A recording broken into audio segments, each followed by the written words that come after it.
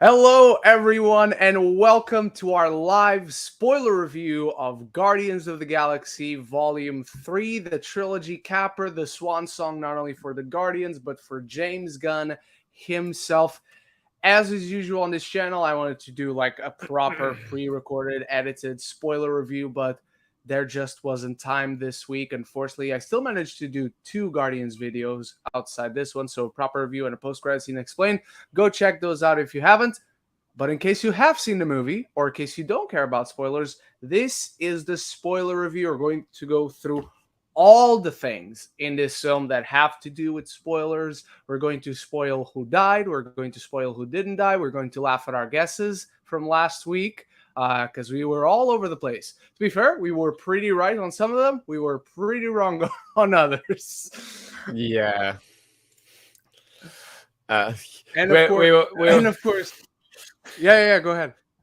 I was just gonna say we were right about like 90% of them. It's that That's 10%. true. I was right on 90% of them. That's true. Well, of course, I as you can wasn't, see, but yeah. Patrick is joining me again. Patrick, how many times have you seen it already? Are you going back yet again to see it? And just guide us through your general thoughts, your overall thoughts on this film. I've seen it 2 times now. I have plans to see it for a 3rd time either tomorrow or Tuesday. And I loved every second of this movie. I think because I generally haven't been enjoying the MCU of late personally, as I've made abundantly clear, not because I want to disrespect the filmmakers, it's just not very focused, I feel. And not only that, the filmmaking seems a little bit rushed at times, but that I could be wrong on that thing. Some things behind the scenes obviously just don't work. But when it came to Guardians 3, this did feel like a swan song for not just James Gunn leaving the MCU and going to be the DC guy, but it felt like the swan song for this group of Guardians big time. The camaraderie, the group themselves, their bond, and you can clearly see, because I actually went back after seeing it on my first viewing and watching Guardians 1 and 2 again, and then went and saw Guardians 3 right afterwards. What I love is the projection of how much all these characters have grown, no matter how long or short a period they've been in this trilogy of movies, or this group being the Guardians. And you can see that from day one with the first movie to them here. They have become a family, which is a big subject matter in this movie, I feel. And it was truly beautiful to see. The only one big issue I have with this movie is around the middle. It felt like it went on a little bit too long. That's it. I just think the movie's a little long. There are a couple scenes that I think could be removed. If it was maybe 15 minutes shorter, I feel like it would have just been perfect. But there are a few moments where I'm like, it's not necessarily the scene that needs to be removed, but it needs to be trimmed down a little bit.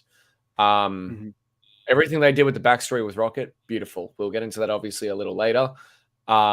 Everything they did. One thing I loved in particular was Peter and Gamora, which again we'll talk about a little later. What they did with those 2 characters in particular was something was not what I was expecting. I was way off fucking base last week, but I adored what they did instead.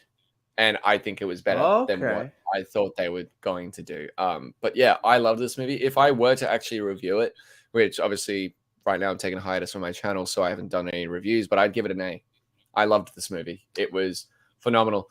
Easily top 5 MCU. It actually might be my favorite MCU movie now, above Winter Soldier. All right. And in terms of the Guardians trilogy, where does it rank for you? Number one, it is, in my opinion. So how I would rank the Guardians trilogy, it's a very simple ranking, honestly. Not necessarily, I don't hate the movie, so I'm not going to say worst, but weakest. Guardians 2, Guardians 1, Guardians 3. All right. So with that out of the way, I'm not going to go through my overall thoughts because you have that and more than that on the spoiler-free review. It's one of my longest spoiler-free reviews ever, if not the longest spoiler-free review ever. I just had a lot to say with the way I chose to talk about this film. So this is your final spoiler warning. If you haven't seen Guardians Volume 3, get out, go watch it. It's really good. Both me and Patrick recommend it. Let's start with the star of the show, or rather the behind-the-scenes star of the show, let's start with James Gunn. Because even outside looking at this overall trilogy, let's just look at the journey to making this movie. He's fired. He is hired by the quote unquote competition. He does a great job. He kills it out there. He comes back. He's rehired to make this movie. And in the meantime, he's also hired to lead the charge for the competition to start assembling their own cinematic universe. And now the last mark he makes before leaving, maybe forever, maybe not, who knows, before leaving is this. It's a victory, man. In every way, this is a fantastic, what a biopic this would make. Like the best thing that ever happened to this man was being fired by Disney. And that's obviously putting it very simplistically, but right there, that was just the start of an incredible journey. And it is clear how much love he has for these characters, for their journeys that he traced from beginning to middle to end with the entire trilogy.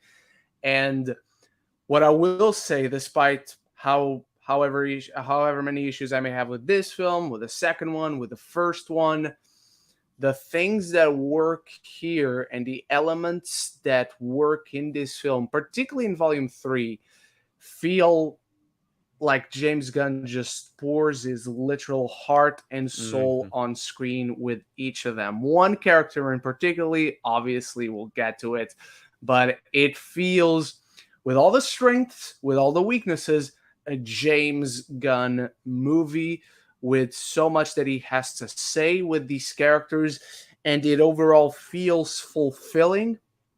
I think particularly there's a strong connection between what he did in Volume 2 and Volume 3, but there's no denying that the entire trilogy has had this through line that we'll talk about when we get to themes, and that's my favorite aspect of this film, like the themes that he wants to discuss, how he discusses it, all that.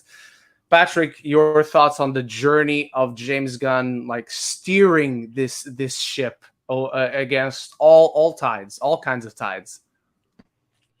The odds were definitely against him because, there were obviously those tweets in the past, but James being a comedian, I never blamed him for those. But seeing Disney fire him and then him being hired, as you said, by the competition, and then him making a phenomenal Suicide Squad movie, to having the cast of Guardians and the family of Guardians say, we want no one else but Gunn. We won't do this movie without Gunn. Show that Guardians is not just a family on screen, but it is a family in the flesh as well.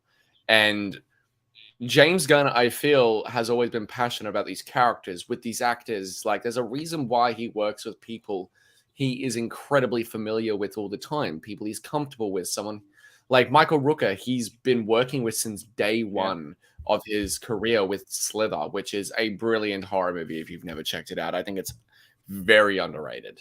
But there's a reason for that. Nathan Fillion, Danielle Melchior, who obviously he worked with in is that her name, Daniela Melchior?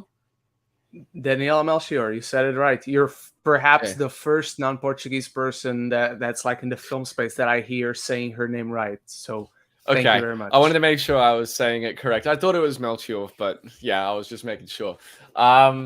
No, like after Suicide Squad, bringing her back for this, which by the way, I didn't even realize that character was her, which we'll talk about later, until I saw it on Twitter. I was like, wait, what the fuck? But James Gunn was brought back because Guardians is his baby in the MCU, but also because the family of the Guardians and the flesh wanted him there. And it felt like for that reason that even compared to the first two, which he clearly poured his heart and his soul into, Guardians 3 felt like his swan song and his passion project. I look at his entire filmography, and if there's now one movie I say is his passion project, it's Guardians 3.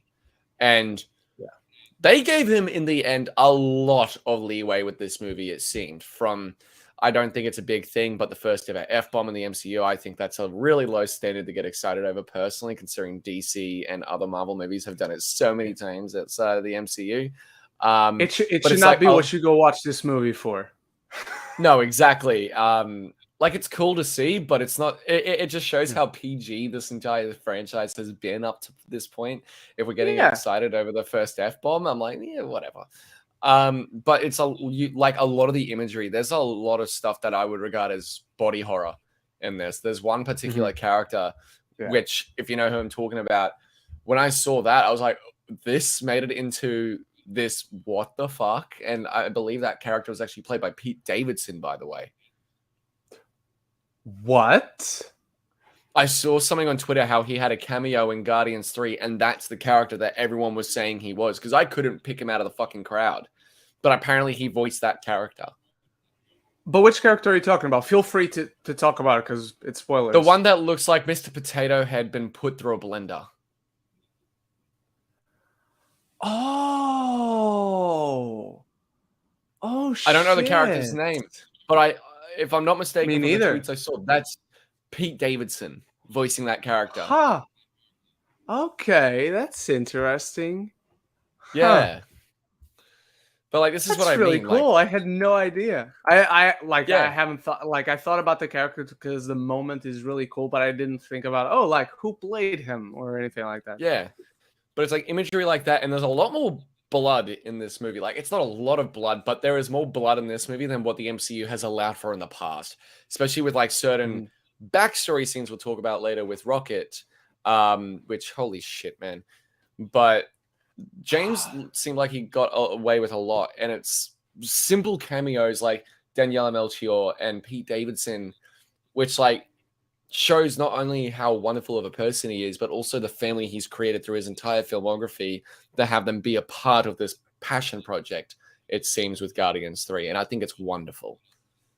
Yeah. And even on the same like sequence with Danielle Melchior, Jennifer Holland, Nathan Fillion. Even, like you said, Michael Rooker. He manages to put Michael Rooker in this film for a single shot, for a single moment. But Michael Rooker has been in his filmography since Slither, which was his featured debut. Again, though, if you haven't seen Slither, go fucking watch that movie. It's so good. It's like The Fly meets The Thing. It's The Fly meets The Thing. It's so good. Yeah, it's true. Use your heart, boy. All right. So I loved that moment. Let's go from behind the camera with James Gunn to in front of the camera with Rocket Raccoon. Let's state the obvious: this is Rocket Raccoon's movie. This has probably been all along Rocket Raccoon's trilogy.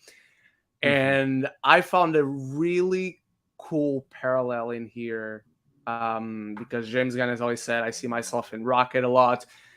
And after this whole thing we talked about of James Gunn being fired, being rehired, going for the competition, now he's leading the charge over there and all that. Yeah. And in here, it's about a character that gets like ousted. He gets put out of commission for most of the film. And you live through all his memories and why he's always like felt alone and individual and didn't want to open up and didn't want to allow others to get close. And you find a character that's like in this limbo per se, and you see everyone else rallying around him. Like the mission is not save the universe. The mission is not let's leave Rocket to rest and to get better while we do our Guardians thing. No, we're rallying around this person. And the story is all about that. Like you said, it's about this family fighting for one of their own.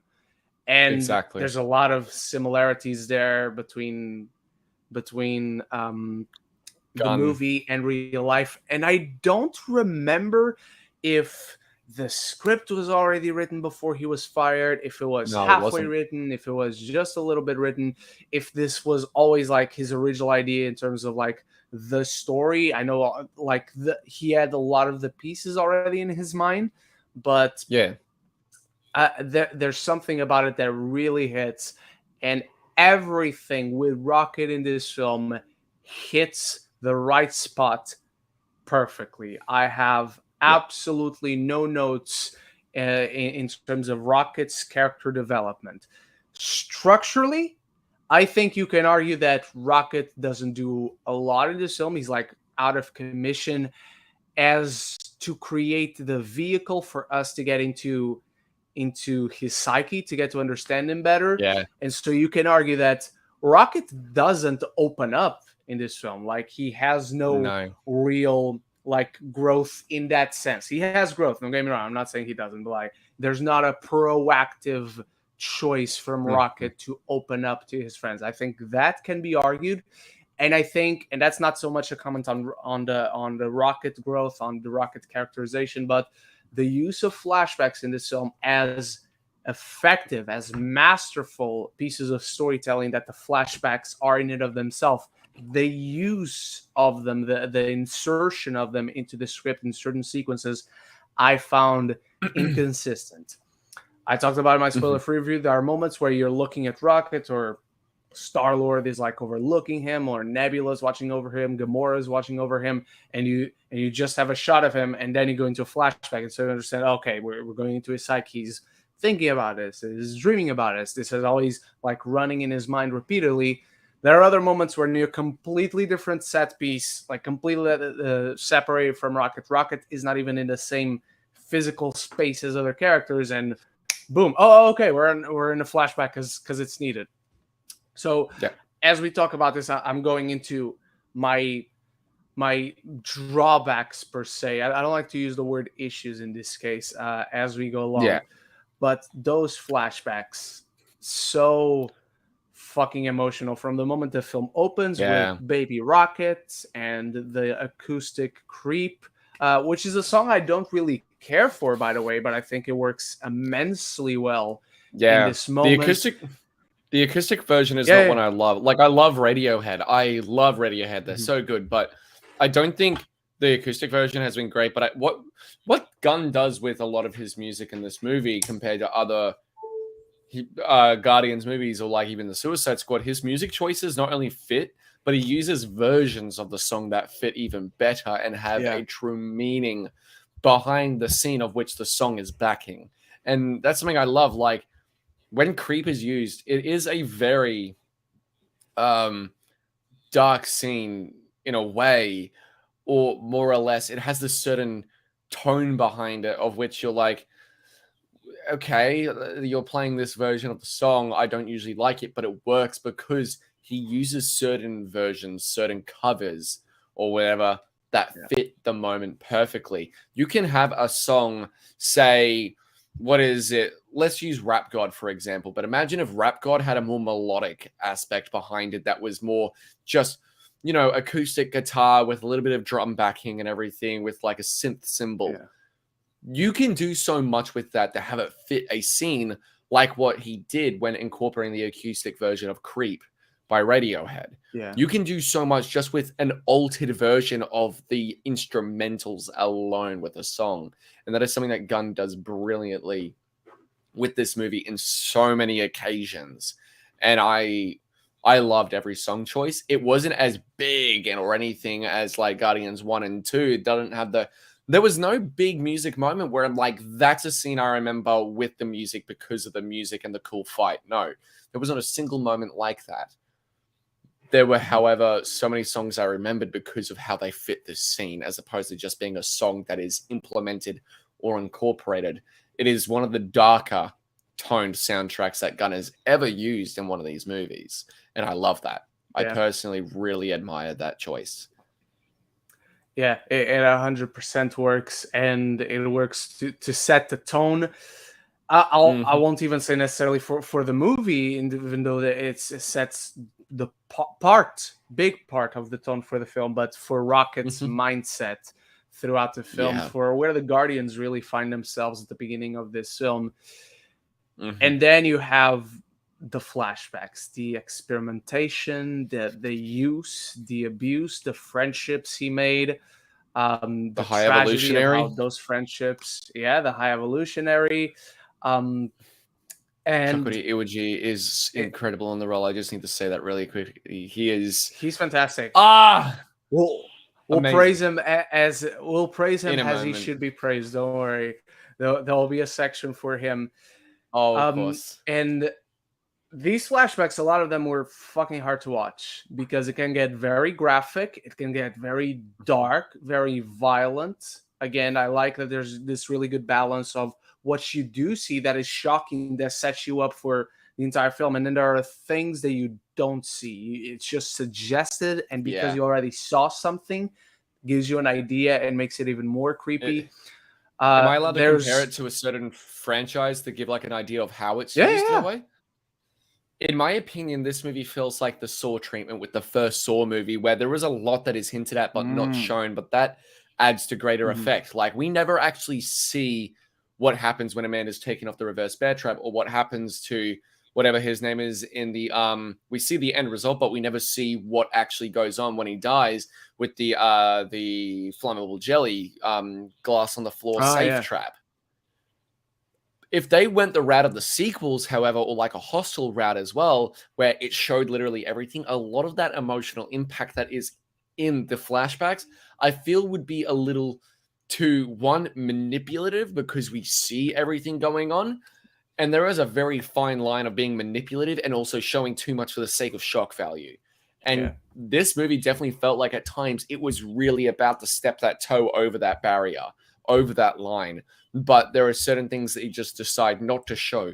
What they decide to show with these flashbacks and the traumatic, very gruesome, and very upsetting sequences was just right, and is why I think it works so well, as it worked so well in the first Saw movie. Whereas if they overstepped and showed the certain things that are more implied, as opposed to if they had shown them, I feel like it would have lost a lot of that effect and would have been either too much or could have been a little bit too manipulative as well. But the way they handle it is just perfect, in my opinion. Yeah, and like you said about the idea of the F bomb and some of the other ideas in the film, Mhm. it's surprising how far they go. I mean, the first thing you see is a baby raccoon being taken away, and the next time you see him, it's got its brain out, like its Well, yeah, skull it's has his been skull. capped off. Yeah, and It's literally just his skull plate. It's the top yeah, of his fucking yeah. cranium, and you're just sitting here going, holy shit, like there's no stitching, there's no patch over the top, it's just his skull. Yeah, and it's really off-putting in the consequences of the film the best way possible, and it doesn't get easier from that, because then you have other animals that are used and abused and experimented on, and have just Mhm. been victims, like Rocket, with Lila, with Floor, Yeah. with I Teefs, and I didn't notice this in is the promotional unsettling. videos. Yeah. I didn't notice in the promotional videos, but Lila has both of her arms missing. Floor Mhm. has like a massive metallic or animatronic gag over her mouth, which acts as vocal cords, like Yeah, Shinso's what and is it, have support hero in her My front Hero. paws. And Yeah, doesn't and her have any front paws paws. actually. And then because she's got spider legs instead, and then you got Yeah. teeth, which is basically bolted to what seems like a wheelchair, but Yes, it's not a essentially. wheelchair. It's like a windmill almost that he's just rolling Mhm. around on with no control that is Yeah. proper. Like, it's very disturbing imagery for all of these animals. Rocket with the exposed plates and wires and body parts on his chest and his back. But what I love is you never see the moments where those are being attached or he's having parts cut out of him. You only Good, see after good. the fact. I wouldn't be able to watch it anyway, No. because I've seen yeah, Cannibal it hurts Holocaust. because I've had my fair share of animal brutality in movies. it hurts, and you feel it, because obviously we've come to care for this character. We spent Mhm. 3 movies plus, well, yeah, 3 movies now plus three like spin-offs per se. Let's call the Avengers appearances and the Thor: Love and Thunder appearance quote unquote spin-offs. But if anyone watching, if you know me, if you hurt animals, you die. You're not Yeah. good, and you deserve all the pain that's coming to you. And this film has a lot of that. So, um, just be warned. Obviously, if you're watching this still, you better having seen the film, otherwise we'll have spoiled you. um, but there's something really unsettling, and again, it works for the film, and it goddamn works to make you hate the High Evolutionary. Like, that fucker did not get nearly enough what was coming to him. Um, But those flashbacks really work to flesh that out, and they build up to that beautiful moment where it not only works because of these flashbacks, it works because of who you understood Rocket to be even before this film, where it's just this very closed out, very antagonistic, very, very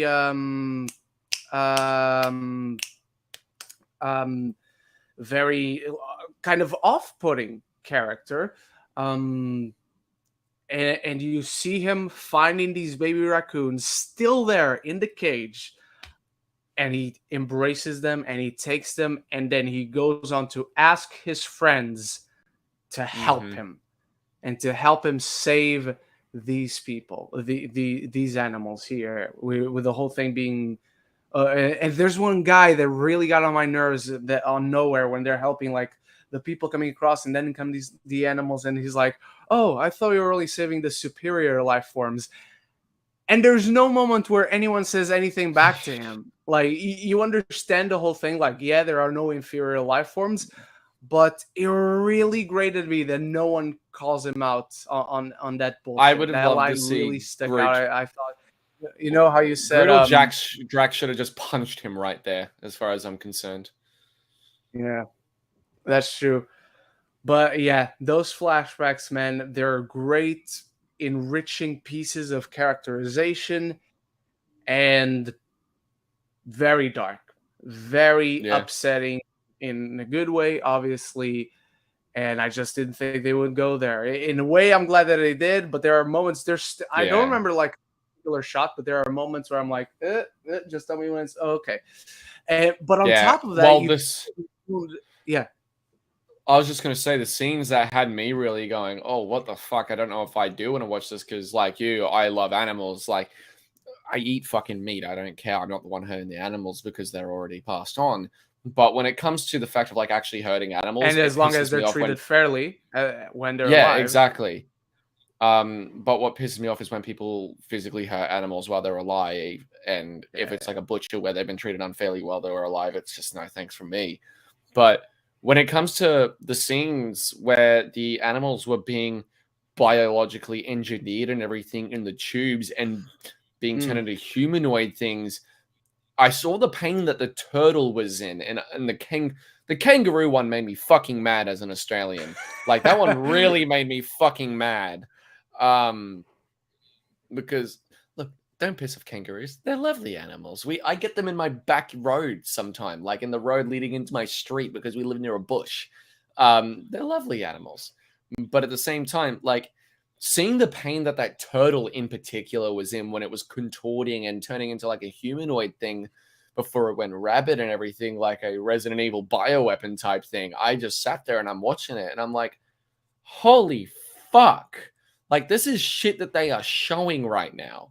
This is nothing I would have ever expected an MCU movie to show, and I'm glad that they gave Gunn the free reign to be able to show shit like this, because it seems like that, which we'll obviously talk about a little later as well, that make Chakotay Iwaji's The High Evolutionary one of the best villains in the MCU to date, in my opinion. Yeah, he's despicable. He's like cruelty taken physical form. He's got a god complex. He's not trying to take over not the a subtle world or the one, galaxy. but he does. Yeah. No, he's not trying to take over the world or the galaxy or whatever. He is just plain and simply evil because he can be. And you know what? Yeah. I'll say it like I said with the Black Phone. The most believable villains in movies and TV, or in general with day-to-day life, the best villains or the best stories of criminals you ever hear are the ones that are plain and simply evil with no motivation. Yeah, those are the scariest ones. At least. Exactly. Yeah. Like, have you ever seen Wolf Creek? I saw it once on TV. Mick Taylor is one of the best TV villains, in my opinion, because he is actually the embodiment of the real-life Australian backpack serial killer, Ivan Milat. Real-life killings, real-life stories, all brought to screen there for inspiration from his actual charges and what he did. Never a motivation. He just hated foreigners and wanted to kill backpackers. That's it. They'll do it.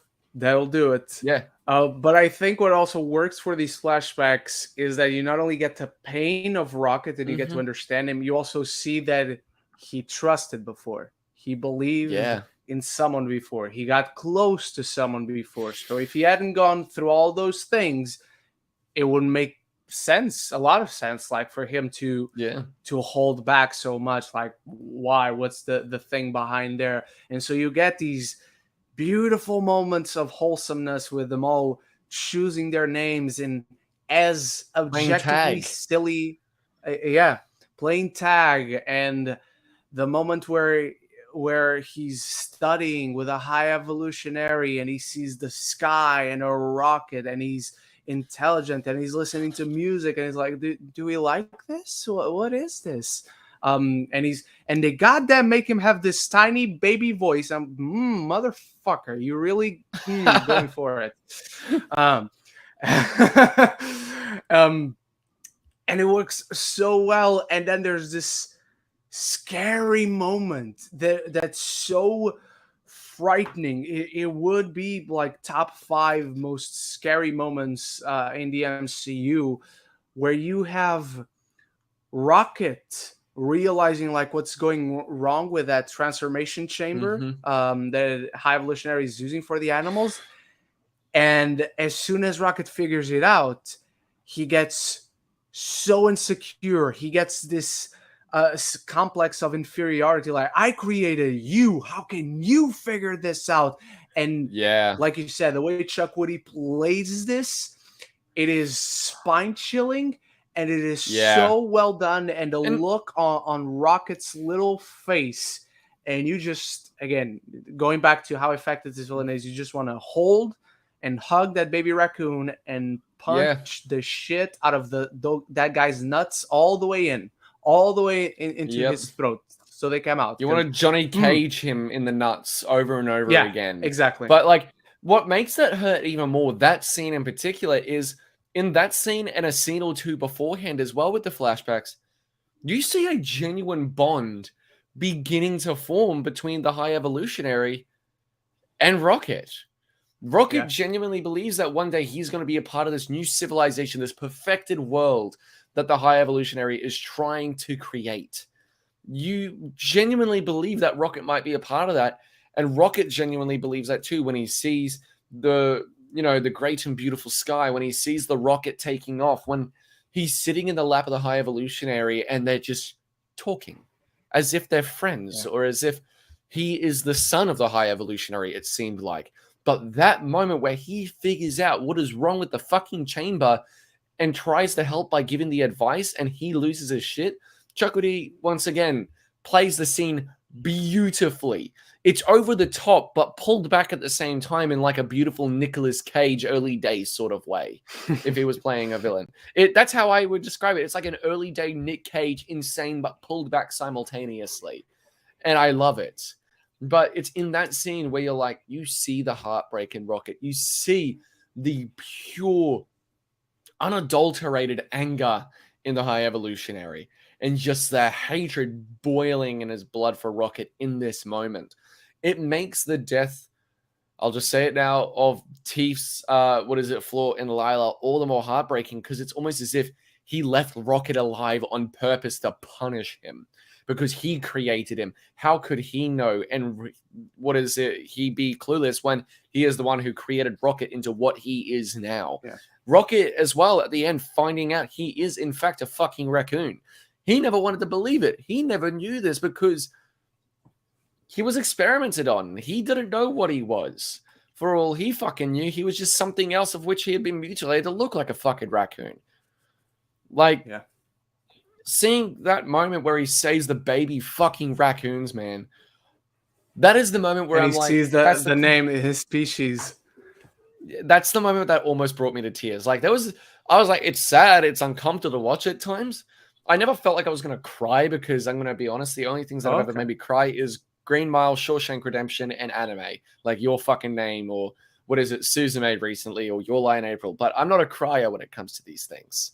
Like, yeah, Life is Strange and season 1 of The Walking Dead from Telltale made me cry as well, but that's because they're a interactive emotional experience.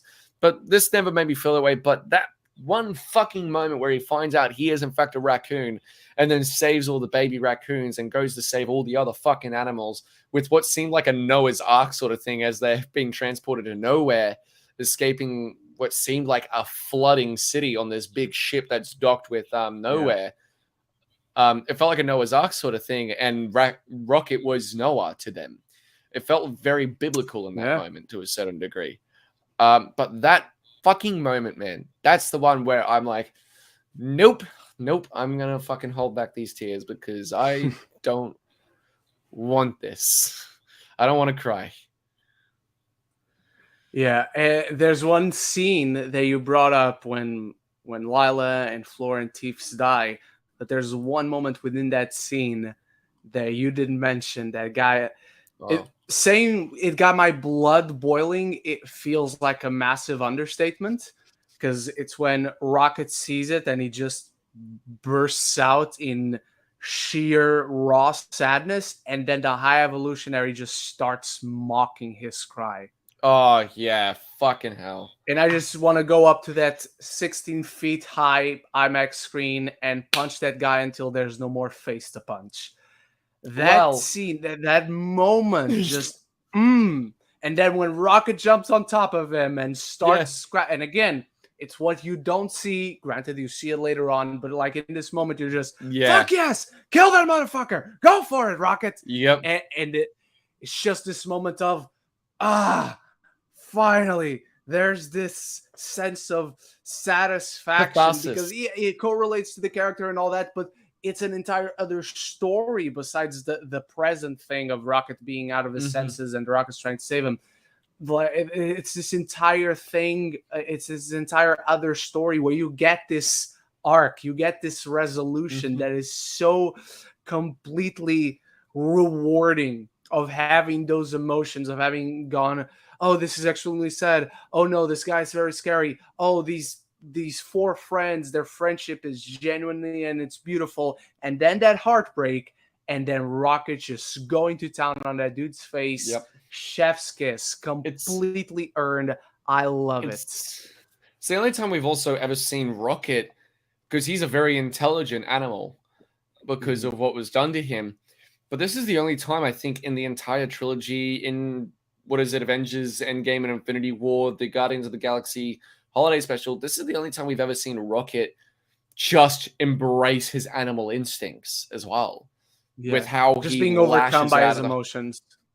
Yeah, and then he is very animalistic when he attacks the High Evolutionary and tears up his face. He's going to take his face off. Sorry. It was a very face-off type thing. It was 100%.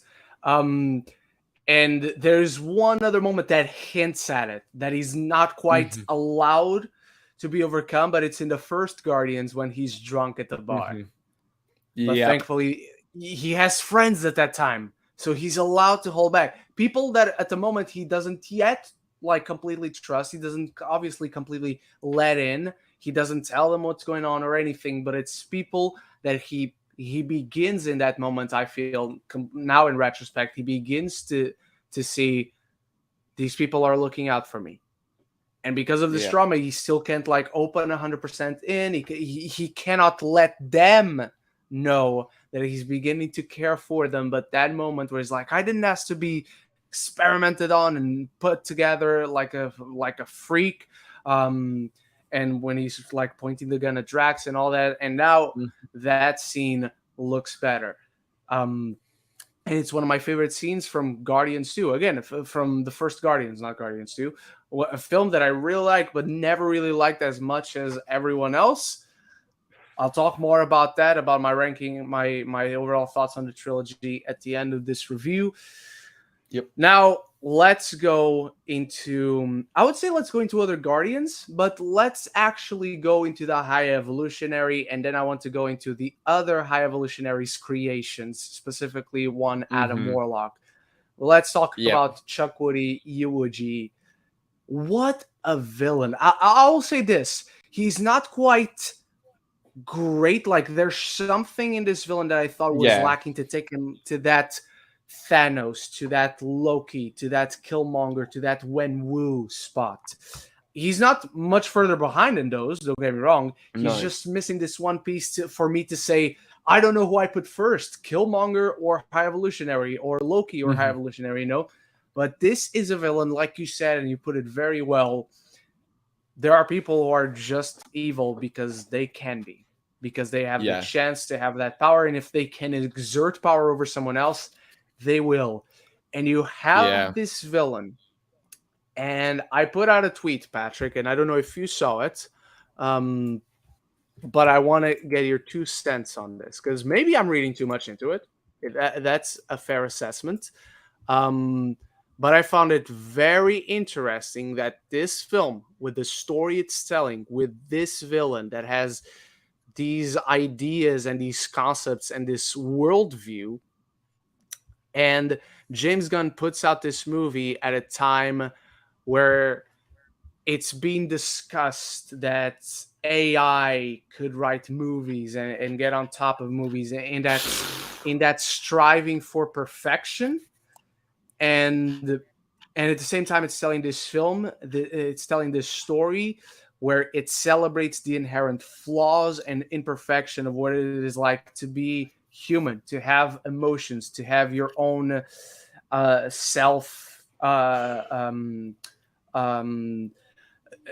free will is not exactly the right term, but it's along those lines. And it feels pivotal that we get a movie like this right now, because this villain is on this eternal quest that can never be achieved, and he doesn't fucking realize it. He's striving for this perfection, and I love that moment where one of his like right hand people, she's like, "Oh, it's time for you to stop playing God. God doesn't exist. That's why I intervened." And again, it's one of those chilling moments.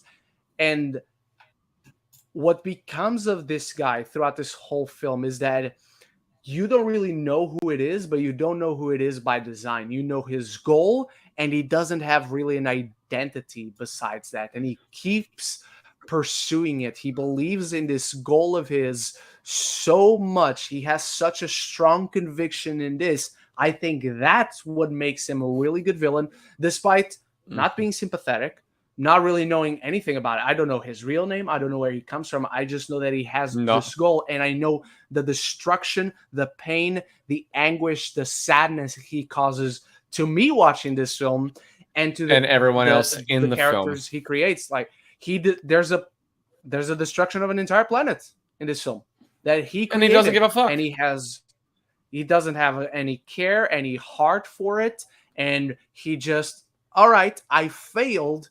I'm going to keep pursuing this goal, whatever. And that's dangerous. And that's extremely frightening, because you see no end to stop him as long as he doesn't achieve his goal. And as a human being, I'm extremely flawed. You're extremely flawed. We're watching this, flawed. You're extremely flawed. And so inherently, oh, he can't achieve this. This is unachievable. Yeah. And I like that inherently James Gunn trusts you too. There's no rewiring your brain to think, oh, maybe there's something that... nothing about that. And the Guardians mission never for a single, not even second, not a single frame of this movie becomes, oh, let's try and convince him nothing can... No. And things being imperfect, things having flaw, there's nothing wrong with that. And that fits beautifully into the journey of Rocket, into the journey of the Guardians overall, but the journey of one other particular Guardian that we'll get to. Patrick, I talked long and long-winded about the High Evolutionary, so please let us know your thoughts. Well, in my opinion, when I think of villains that are some of the best in film history of like pop culture, they're either creatures, beings, or people with zero fucking motivation behind what they do. Early day Freddy Krueger, Michael Myers, until the sequels, of course. What is it? Even though I don't like the franchise, Jason Voorhees, what motivation does he have after fucking Friday Part 3? None. He doesn't really have anything. But then I can bring up Pamela Voorhees as well. I think of all these villains. Mick Taylor from Wolf Creek, as I said earlier. There are so many villains in pop culture that are regarded as iconic villains, whether they're alienoid, whether they're people, whether they're bioweapon of type, that are the best fucking villains of their type because they are just inherently evil. They have a god complex, or they simply don't give a shit. That's why Chukwudi Iwaji's The High Evolutionary works so beautifully, because he does have this god complex of which is so flawed. It's not even subtle either. It is just him wanting to be a dick. And it's him with this god complex. It's just that one line which really drives it in, as you said earlier. God doesn't exist. That's why I happened, or something along those lines, where you're like, this man is playing God at such a dangerous fucking level, to the point that he feels like he not only has the audacity to create an entirely new species on an entirely new planet, but then has the right, apparently, to just pull the fucking plug like it's a bathtub and completely destroy that planet with now inhabited, living beings that have families and a life like we do here on Earth. He literally pulls it as if he's draining water in a bathtub. That's all it fucking is. And it is really disturbing to see him go through this. And I just want to point out as well, really quickly, side note, Chukwudi Iwaji was also in Doctor Who, and Karen Gillan was in an episode with him and didn't remember. Yep. I saw that. I just like to point that out. Yeah, that's so funny in my opinion. Wasn't it the Daleks in Manhattan episode? I know. Was it the one with the silence titles, but it's the one with the silence where they're in the White House. So the end of season 5 before Pandora's box. Yeah, and the guy who plays from Supernatural. He plays Crowley in Supernatural, and he's also in that bunch of episodes in Doctor Who. Yeah. No, I just thought that was funny, but like Doctor Who actors are always making their way into the MCU or DCU. I just want to point that out, and that's really awesome to fucking see. Unless you're Matt Smith, and it just makes me want Matt Smith. Genesis, bring Matt Smith. Bring Matt Smith into the MCU. Goddamn it, it's not too late. It's not too late. Like we had David Tennant as Kilgrave. We had Christopher Eccleston in Thor, The Dark World. We had Peter Capaldi in fucking what is it? The Suicide Squad as the Thinker. Now we just need Matt Smith to get out of Terminator Genesis and fucking Morbius, and then get Judy Whittaker in something too. Please. I need it. I just give me Ncuti Gatwa in something now too. I'm so excited to see his Doctor. I'm so fucking excited. Later this year, man. Later this year. No, it's next year. The return of that Doctor is in November this year. Oh yeah. But the special is this year. Yeah. The special's this year, the 4-episode special with Tennant, and then the other stuff is next year with Ncuti Gatwa, which still excited to see. Anyway, but the thing, as I said, that works so well about the High Evolutionary is the fact that he is just inherently evil for no fucking reason with no motivation. My favorite, even though I didn't love the movie, my favorite villain of 2022 was I can't remember the villain's name, but from the Black Phone. Yeah. Why? I don't remember his name. Why was he my favorite villain? Because in real life, child nappers or kidnappers or murderers and everything, do they have a motivation behind what they do? No, they don't. And that's exactly what he was. No fucking motivation. He just wanted to play a game with the kids until they eventually died, finding a reason to kill them. The High Evolutionary was very similar in the sense that he just did things because he could and because of this god complex. And that makes him very terrifying. And it makes it even worse when he gets a fucking, a Power Rangers upgrade and ends up being able to, manipulate gravity at his fucking will. Like, he turns into that guy from fucking Bungo Stray Dogs that his best friend was best friends with Dazai. Can literally manipulate fucking gravity.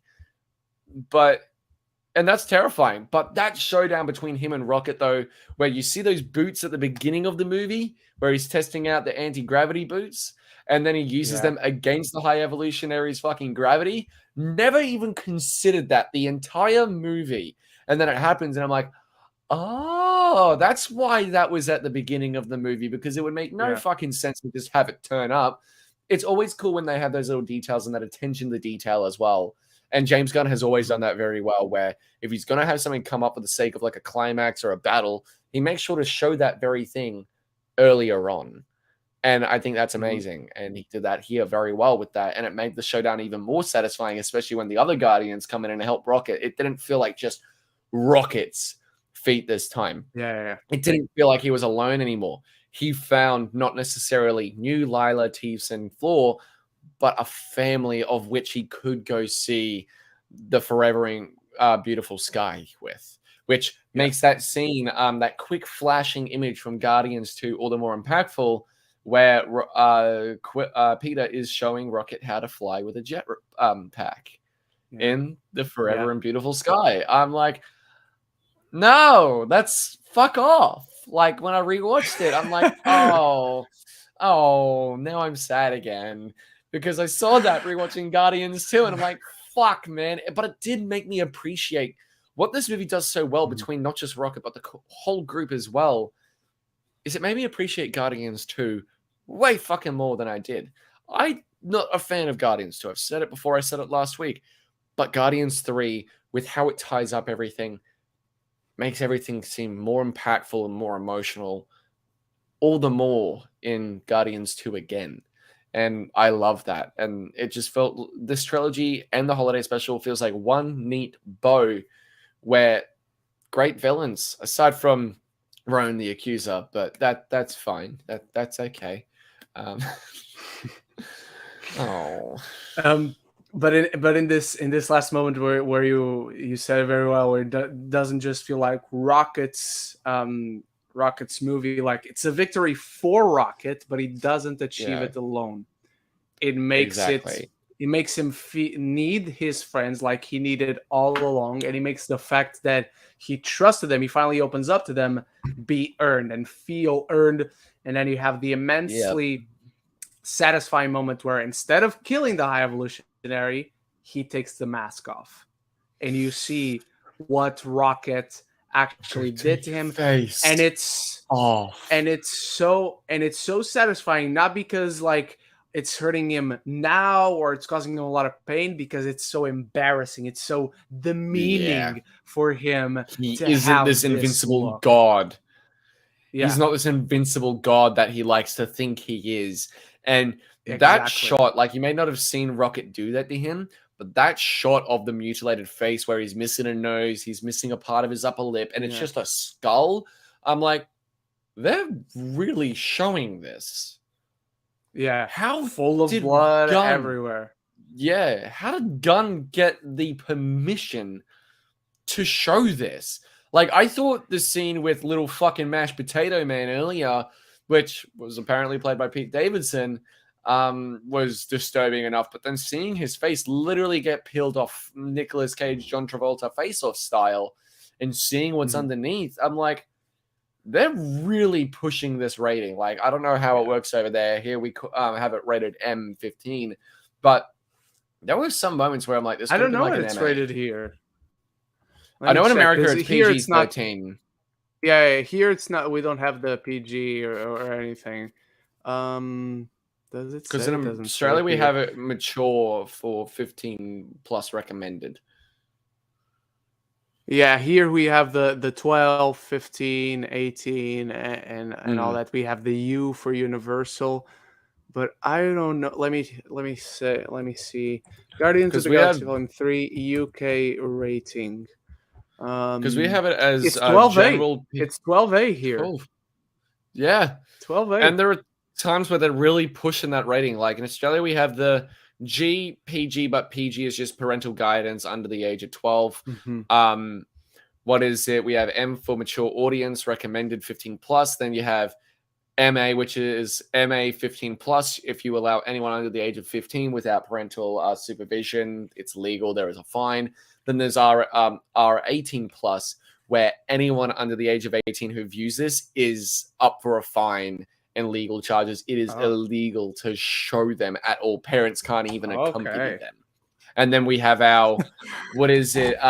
It's like the NC-17 version, but it's like for 21 and over. But it's very fucking rare that a movie gets that type of rating. Like, insanely rare. I think I've only ever seen 1 or 2 movies get that fucking rating ever. Okay.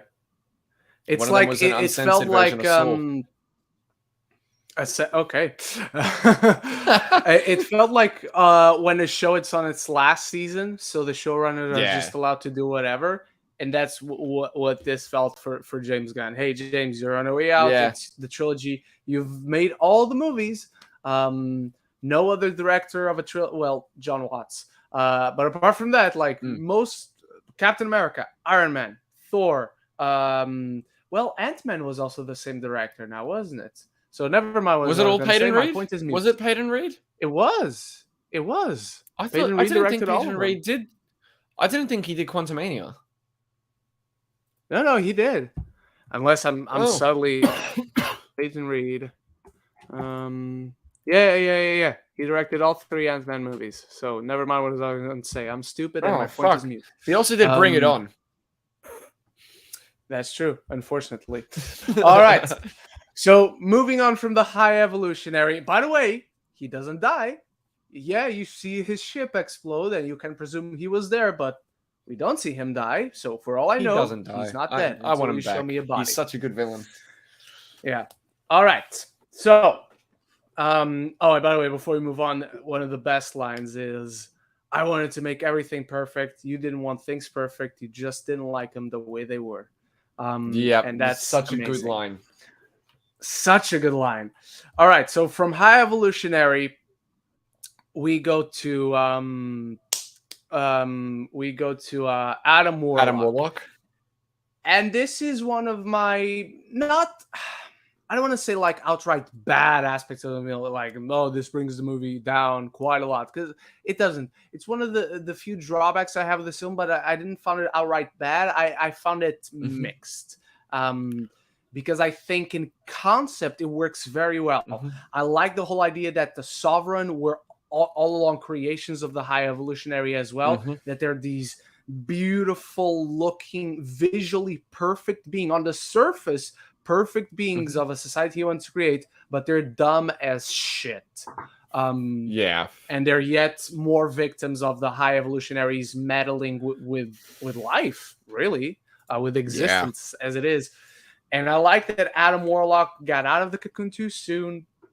And he's essentially this baby who doesn't know how to interact, doesn't know how to be, doesn't understand like logical things inherently.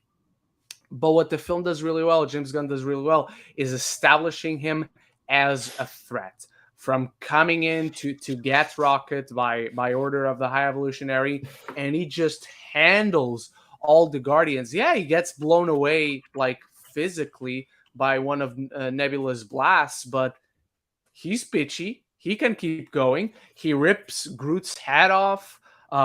He beats the crap out of Drax. He throws Nebula away. Something fell. I apologize. He's an extremely powerful force that really only gets knocked back seriously by a literal exploding planet. So out of all the complaints I may have, or anyone really may have with Adam Warlock, I don't think nerfing him is a legit complaint, because he wasn't nerfed, at least in power level. No. But I felt the moment where he sees the planet explode, he goes, "Mother," and he goes flying towards her. Flying. That moment worked, but after that, I needed one moment more. I wanted him. Yeah, I wanted him saving Gamora and Rocket when the ship is in peril. I wanted him to do that for him to realize the High Evolutionary doesn't give a fuck about him or his people or anything. I actually am someone who really loves the fact that he is a bumbling idiot, very childlike. He's almost like a baby, because I'm going to bring up an example. It's a weird comparison, but Resident Evil with the T-001 from the first ever Resident Evil game. that bioweapon that comes out of the chamber at the end for the final boss battle is an incomplete bioweapon product, so therefore isn't complete and isn't as powerful as Umbrella or Wesker wanted him to be. I feel like this is the same when it comes to Adam Warlock, because he is not complete. He isn't as powerful yet as he should be, but he's still insanely powerful and, in my opinion, hasn't been nerfed from the comics or anything going forward, or what they did here. He is clearly insanely fucking powerful. Yeah, he has got blasted away, but that's because of the high-tech weapons that Rocket has been able to create for the Guardians to be able to use as well. Like, it's not just regular powered weapons. They're fucking massive. They have such a charge to them that they could blow away a Thanos or an Adam Warlock or King the Conqueror, depending on the variant, obviously. But when it comes... Will Poulter is amazing in the role, and I wouldn't have anyone else. He's he looks really the role. good. He's really good. His physicality in this movie and what he did to look the role is insane. Like, I think back to 2019. It was fucking 3 years ago. He looked like a scrawny little fuck in Maze Runner Death Cure. He looked like a twig. And then I look at him now and I'm like, I'm not gay, but damn. Like, he looked, felt and embodied the role so well for Adam Warlock. And what I love is there is a progression of him getting smarter, more powerful, and less childlike as the movie goes on. And it's this one little detail, don't know what the alien's called, but that little furry little fluff ball that I'm going to call, Guardians is Porg. It has a name. It has a name. It's Blurg or something. Blurg, that's it. It is a Blurg. Okay. But when he saves that creature as the planet's blowing up after failing to save Mother, or when he's always holding on to it, looking after it, not only is it adorable, but it also shows that he doesn't want to do what the High Evolutionary wants him to blurb. He doesn't want to do what the High Evolutionary wants him to do. He gives a fuck about animals and what things are as they are, even with their imperfections, even with his own imperfections. He is growing, getting more mature, and is developing at a faster rate. Yeah, he came out of the chamber early, but there is very subtle insinuations of him growing and developing as he goes on his journey. He may have less than 10 minutes of screen time, but I didn't feel like it was less than 10 minutes of screen time because personally, Will Poulter is so good in the role, and I think the character is handled very well. I also love how he goes from being a villain-type character, like in the comics, to the High Evolutionary, to becoming a hero with the Guardians, where you could bring in something like the Universal Church of Truth or the Magus going forward. I think that would be fucking awesome for another Guardians movie, with them being a new threat, with Adam Warlock being a part of it, because if you've read the comics, you know their involvement to him, because they're more or less the evil counterparts. I think that would be awesome and would give a place for Adam Warlock going forward in the MCU, because Will Poulter's not done with this role. He has so much room to grow. This character has so much room to grow. And in my opinion, whenever he was on screen, whether he was being an idiot, used for comedic relief, or was being a badass, or growing as a character, like that one moment at the end where Rocket's like, everyone deserves a second chance to Adam Warlock. I'm like, this is him growing, and this is only the start for Adam Warlock. And Will Poulter is a scene stealer every time he's on screen as this character, in my opinion. And like you said, I didn't mind the 10 minutes of screen time. I think they maximize those minutes. He maximizes those minutes.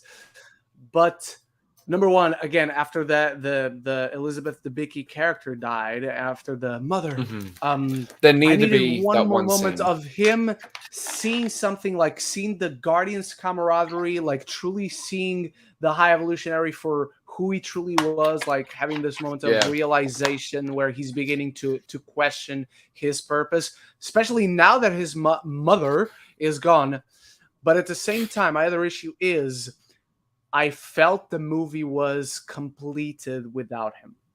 I didn't feel like and like you said, there are moments where you feel the bulkiness of the runtime. You don't feel the runtime in the sense of this movie should be about wrapping up right now. No. But you feel like this is a long movie and it feels long, but I like how long it feels. I like that it's this epic quest, like this trilogy capper. Yeah. Well, it is the longest of the Guardians movies, capping at like 2 hours 40 minutes, isn't it? No, it's 2 hours 30. Oh, okay. Yeah. It's I 2 thought it was hours, like so not 2:30, too 2:40. different. But yeah, I feel the movie already is a complete story even without him. So just a few Of tweaks course. on him would have made it slightly better for him, at least when it comes to his Mm. involvement in the film. All right. So with Adam Warlock out of the way, the Guardians themselves, and I'm just gonna let us both like freestyle through this section where you want to talk about whether it's Drax, whether it's Nebula, whether it's Mantis, Mhm. Gamora, etc. Nebula, man. Um, Ah, it's no secret. You know this. Everyone watching this knows it if you've been around the channel long enough. Nebula is my favorite Guardian. And yeah. she is a big part. Gamora was a big part. Why Guardians of the Galaxy Volume 2 is the superior Guardians of the Galaxy movie It's to not just me because it has coming into Karen this Gillan. film. It's not just because No, Karen because Gillan otherwise is our Volume 2 Doctor Who crush. would also be number one. She's Yeah. also in Volume 1. But I'm not married to my finalized ranking yet. Right now, I still think I would put Volume 2, but I need to rewatch Volume 2 and go watch Volume 3 yet again. So don't I'm not married to that. What I know is Volume 1 is at the bottom of the trilogy ranking. And that's Yeah. not to say it's a bad movie, it's just the one I like the least.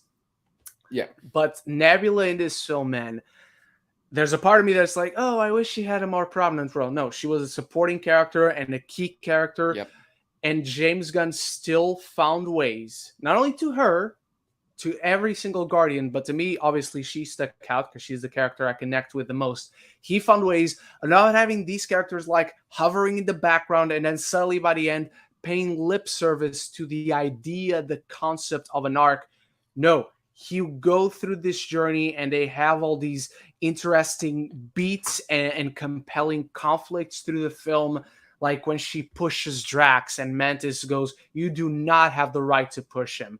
Or when Mhm. Gamora pushes Peter Quill and she stands in between them, with Gamora saying, "I thought we were family." And without missing a beat, Nebula goes, "So are them." And she's like, "You do not Mhm. touch my family." And I think it Yep. contrasts that scene I just mentioned with Mantis because, yeah, you don't touch my family. I can touch my family until she realizes, no, you don't Yep. touch family. And I'm starting to tear up right now. And one of my favorite moments as well was when Rocket finally comes to, and Mhm. obviously Nebula, Drax, and Mantis are not there. They're in the High Evolutionary ship, and they hear Rocket's voice, and Nebula Nebula's cannot. reaction.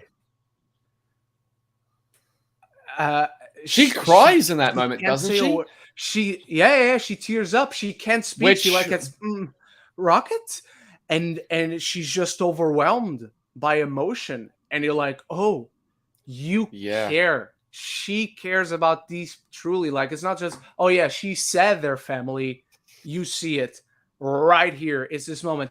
And I Yeah. love that James Gunn didn't just make that she's like happy with this family and is a completely different person because she's overcame her trauma like subtly. No, it's not something that you fix like that. It's something that you work, and that trauma will be with you. And the things that influence you from childhood will be with you. And you see a little bit, you see very small details. No. She's Nebula. She's the person that got abused by Thanos. She's the person that has a lot of Thanos in her, for good and for bad. Mhm. And by the end of this film, she chooses to save those children, to carry them out, to then help save the animals. Yep. And she ends that cycle of abuse. She ends it for her sister when she stops her. Mantis teaches her. Mhm. Mantis, who's being bossed around throughout this entire film, Mantis teaches her not to push others, be it literally or figuratively. And she chooses, you know what? These children, these animals, these people here are refugees, essentially. They've been abused enough. I'm Yeah. going to be here to guide And them. I'm going to be and the guiding light that I needed. it's almost as like she saw a lot of herself in those children as well due to what Thanos did to her. And same with Rocket. Like, I don't think the bond between her and Rocket has ever just been because they were the only Guardians members that survived the blip. And they were the only ones together that entire time.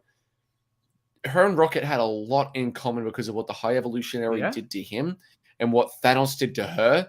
And I still feel strongly because there is one very subtle moment. It's never outright said, but when Peter finds out the truth behind what really happened to Rocket, Nebula is like, it was so traumatic, he never wanted to speak about it. It's almost as if she knew what had happened to him. And during that time of being alone, just them two, Rocket did open up to her, and that helped with their bond. Because what Thanos did to her and what the High Evolutionary did to Rocket, there was a bonding moment, because otherwise, even with the bond that they created, and she understood, therefore, that reaction she has when Rocket comes to her and she hears him over the intercom, I feel like that's the real reason as to why she had such a visceral reaction. Not just because her friend was actually alive that she loved and cared about more than anyone else, but also because he wasn't defeated by the very thing that began destroying him all those years ago, as she survived her father as well and didn't let him destroy her.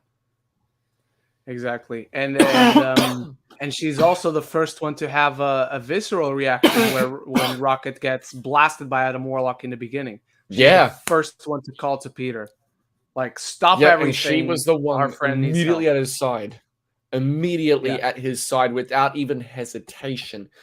Nebula is such a beautiful character in this movie in particular, even though she is a supporting character more than anything else. Like, as we said, this is basically Rocket's movie, but she is used in a way to not just elevate Rocket as a character, but their friendship to elevate her as a character simultaneously.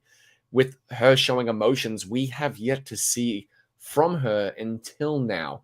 And with her basically, I'm just going to say it right now, being second in command to the new Guardians, essentially, with Rocket now being the new leader. One, feels like symbolism, handing over Gunn to DC and him being the new leader as well. But it gives moments, because I do think we will get more Guardians in the future, just not with Gunn and not with this crew, but with Adam Warlock, with because he becomes a member of the Guardians, which is so cool in my opinion. What is it? Kraglin, Nebula, Rocket, Cosmo, and one other character who I don't think is named. I know her name. We'll get to her. Okay. But yeah, when we see all of them, Rocket and Nebula, even then you see them, and it's almost like they're clicking with each other without even needing to say a word to each other. What this movie does so well, we'll get to the other characters in a moment because I love them as well, but I feel like the main bond that was developed upon the most in this one, without saying a word, without much screen time together, was Nebula and Rocket once again. And it is so fucking beautiful, because I genuinely believe, just from very subtle hints, Nebula was the only one that knew of Rocket's past before Guardians 3. Yeah, and you naturally see them gravitating towards one another throughout the trilogy. In Volume 2, they got some great moments together. And then on top of all that, and you needed all these moments for this one I'm about to mention to work so well, this film, the final moment you have with Nebula in this film is her smiling. And her dancing. Relief, just being happy, like, the dog days are over. That's my favorite Crowley needle drop in this film. It's such a beautiful moment. Them all dancing. Drax. Yeah, just being silly. You can be silly now. Like, don't worry. Exactly. It's done. Have fun. That moment between all of them. And to see that she can. Yeah, that she can have fun. Oh, yes. Like, all that weight out of her system, all that frustration, all that anguish, all that sorrow. It's so fucking beautiful. I don't think there's much to say about Groot. Groot is Groot. He's wonderful. The only thing you can the only thing you can really talk about Groot is he talks in the end. Or rather, I'm sure he says, "I am Groot," and James Gunn confirmed this. Well, the thing is, we now understand Groot. We now understand what he is, and that's what that moment was. And that was really cool. That was super fun. I really like it's not him speaking, it's the audience understanding him as the Guardians understand him for the first time. And I'm like, that is such a beautiful way to cap off Groot's character, which I don't think he's capped off. He's going to be with fucking the new Guardians still, because he's too attached to fucking Rocket. We were talking about. You don't need Vin Diesel to come back. You probably already have all the voice clips, all the inflections. That's exactly right. Or you can use AI to use Vin Diesel's voice, like what they're trying to do I with don't want to voice actors perpetuate now, that. which I Hey, don't want Vin to Diesel, perpetuate if it that's either. the other choice. I exactly. I saw it literally today how they're now going to use AI sampling fucking audio from all these voice actors to not have to use voice actors anymore. And I'm like, wow, you're never going to get any voice stubs for any anime or American media ever fucking again. Yeah. Because they're not going to want to work with you if they feel they're going to be sampled and replaced by fucking technology. There's a filter. Mm-hmm. Yeah. Speaking of AI, that was a really good moment. No, it was someone sending me a voice message. Oh, I thought that was Siri. And I accidentally opened it. No. I don't have Siri because I have a Samsung. Okay. So Groot done. Mantis, I really like her arc. I think it's more subtle, or at least doesn't have as like many steps as some of the others. But I really like the I'm gonna do my own thing, and it also leaves her on to coming back to cross paths with the Guardians or to help save the universe, but keeps with that journey of I'm going to help others. I'm going to use these empathic abilities. And this film, in many ways, is about empathy, not only for yourself, but for others around you. So I thought that was well accomplished. Drax as well. The whole thing about being a father, that moment of, why did you never say you talk their language? Why did you never ask? And it's that great balance of, like, James Gunn takes what would be a joke and still is a joke, but there's a layer to it that is actually compelling and a history. The best thing he accomplished, like in this sense of, oh, there's a thing that's actually funny, but then there's a layer to it that actually cuts deep, was in Peacemaker with the dye beer thing, where he goes to infiltrate the guys in the finale, and he's like, "Oh, I never had a girlfriend," and blah blah blah blah blah blah. I'm not gonna lie, I never made it past episode 4 of Peacemaker. I still yet to finish it. I know. I'm slacking. I'm slacking pretty hard on that. But what I love with Mantis and Drax as well. No, that's fine. I'm like 18 months late. But when it comes to Drax and Mantis as well, what I love is it still shows their bond like as best friends as well. Like she's the only one that understands Drax and his pain and everything, as her power and everything, and him and vice versa. Although he does mistreat her quite a few times in a very funny way. But it progresses. But it progresses from volume 2 where he mistreats her, but now she talks back to him. She complains to him. She's like, "What the hell are you doing?" I did love the moment where I don't know what the facility was called, but they're walking through the gate and they're trying to get access, and she touches the guy's hand and is like, "You're in love with him now." And then Drax is just fuck, here we go again. Good. It felt like I like the way they played it. It felt like a we need help moment before. from Thor Ragnarok. Yeah, it felt like a we need help moment from Thor Ragnarok. And it felt like she's done this before and is like, oh fuck, not again. Yeah. Fine. That made me laugh a lot. Yeah, it's really good. And she's just cracking up in the fucking background. In that scene, just want to bring her up very quickly. Daniela Melchior as Yura. Yura. Phenomenal. Ura. I didn't even know that was her. I had no fucking idea that was her until I saw her tweet like a day or two ago. And I'm like, I knew she was in the fucking movie, but I didn't know where she was. She just blended in to that role so well. Yeah. Like, that's how good of an actress she is. I couldn't even tell that was Daniela Melchior. That I couldn't tell it was the same actress who played fucking Ratcatcher in Suicide Squad. The Suicide Squad. Yeah. Maria Bakalova as Cosmo is a highlight in my opinion. Cosmo is She's a good dog. Not a bad dog, as Kraglin, teased her with. Fuck you, Kraglin. She's a good dog. Yeah. I love that because on one hand, of course that's the joke you're gonna do with the dog because it feels obvious. But on the other hand, of course that's the joke you do with the dog, especially in this context. Like, generally, if a dog could talk, that's the thing that would affect the dog. If you call her a bad dog or him a bad dog, obviously they're gonna do that. And it settles the lifelong argument. Dogs can understand humans. Yes, 100% they can. And not all dogs are good boys. Some dogs are good girls. And that's the only argument there exists. Let's go to Peter and Gamora. So let me start off with some of the nitpicks I have in Peter's arc. Okay. First of all, the whole thing throughout the film of, oh, I'm trying to save my best friend. And I'm like, okay. I didn't know you were best friends. Like, I thought that, like, collectively, the rest of the Guardians were your family, all your best friends. I didn't know, like, Rocket stood out. That's the one thing I never got that in the previous movies, and I don't think in retrospect it has changed. Again, it's not like this movie is completely undone by the fact I don't believe that. No, but it's like okay. And I like Drax's joke of second best friend. Yeah, I do love that too. I love it, because that's all of us. That's all of us.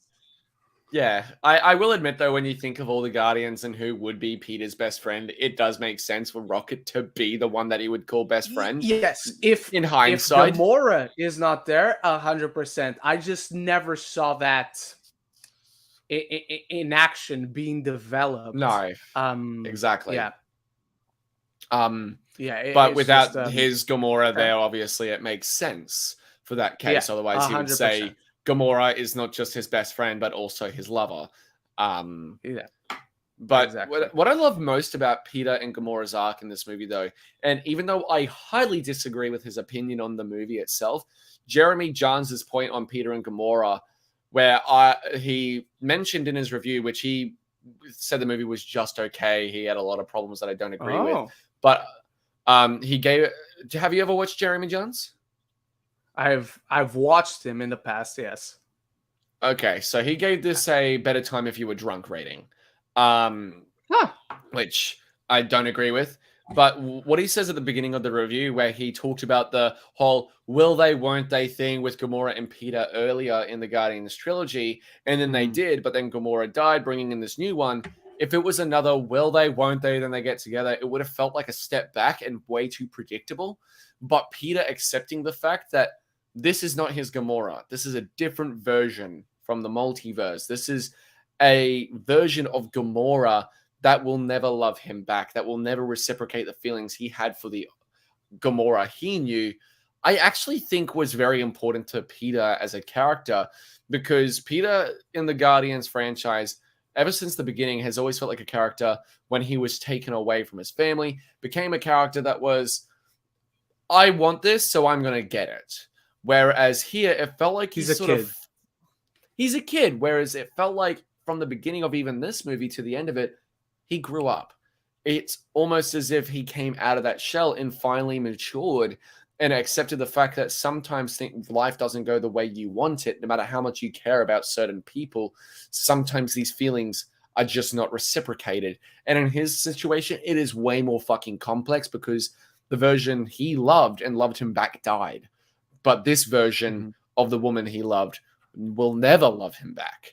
And he finally accepts that. And I think the way they handled it was rushed and very, when did you come to that fucking conclusion? But at the same time, I think it's a better ending than what I came up last week with them, you know, loving each other, getting hitched, having kids in the mid-credit scene, whatever the hell. I would have still liked to see that. But I will admit, if they did the will they, won't they bullshit again, it would have felt like a step back and as if we're retreading old ground. I will still talk more about this, but I will say for right now, I like your ending better. Okay. So another thing that caught me in this film was like when it starts and Rocket finds Peter drunk in the bar and he's like, again? No, like when Starla like faints and he goes to Gamora, he's like, it happened again. It's like, again, and they just never see it.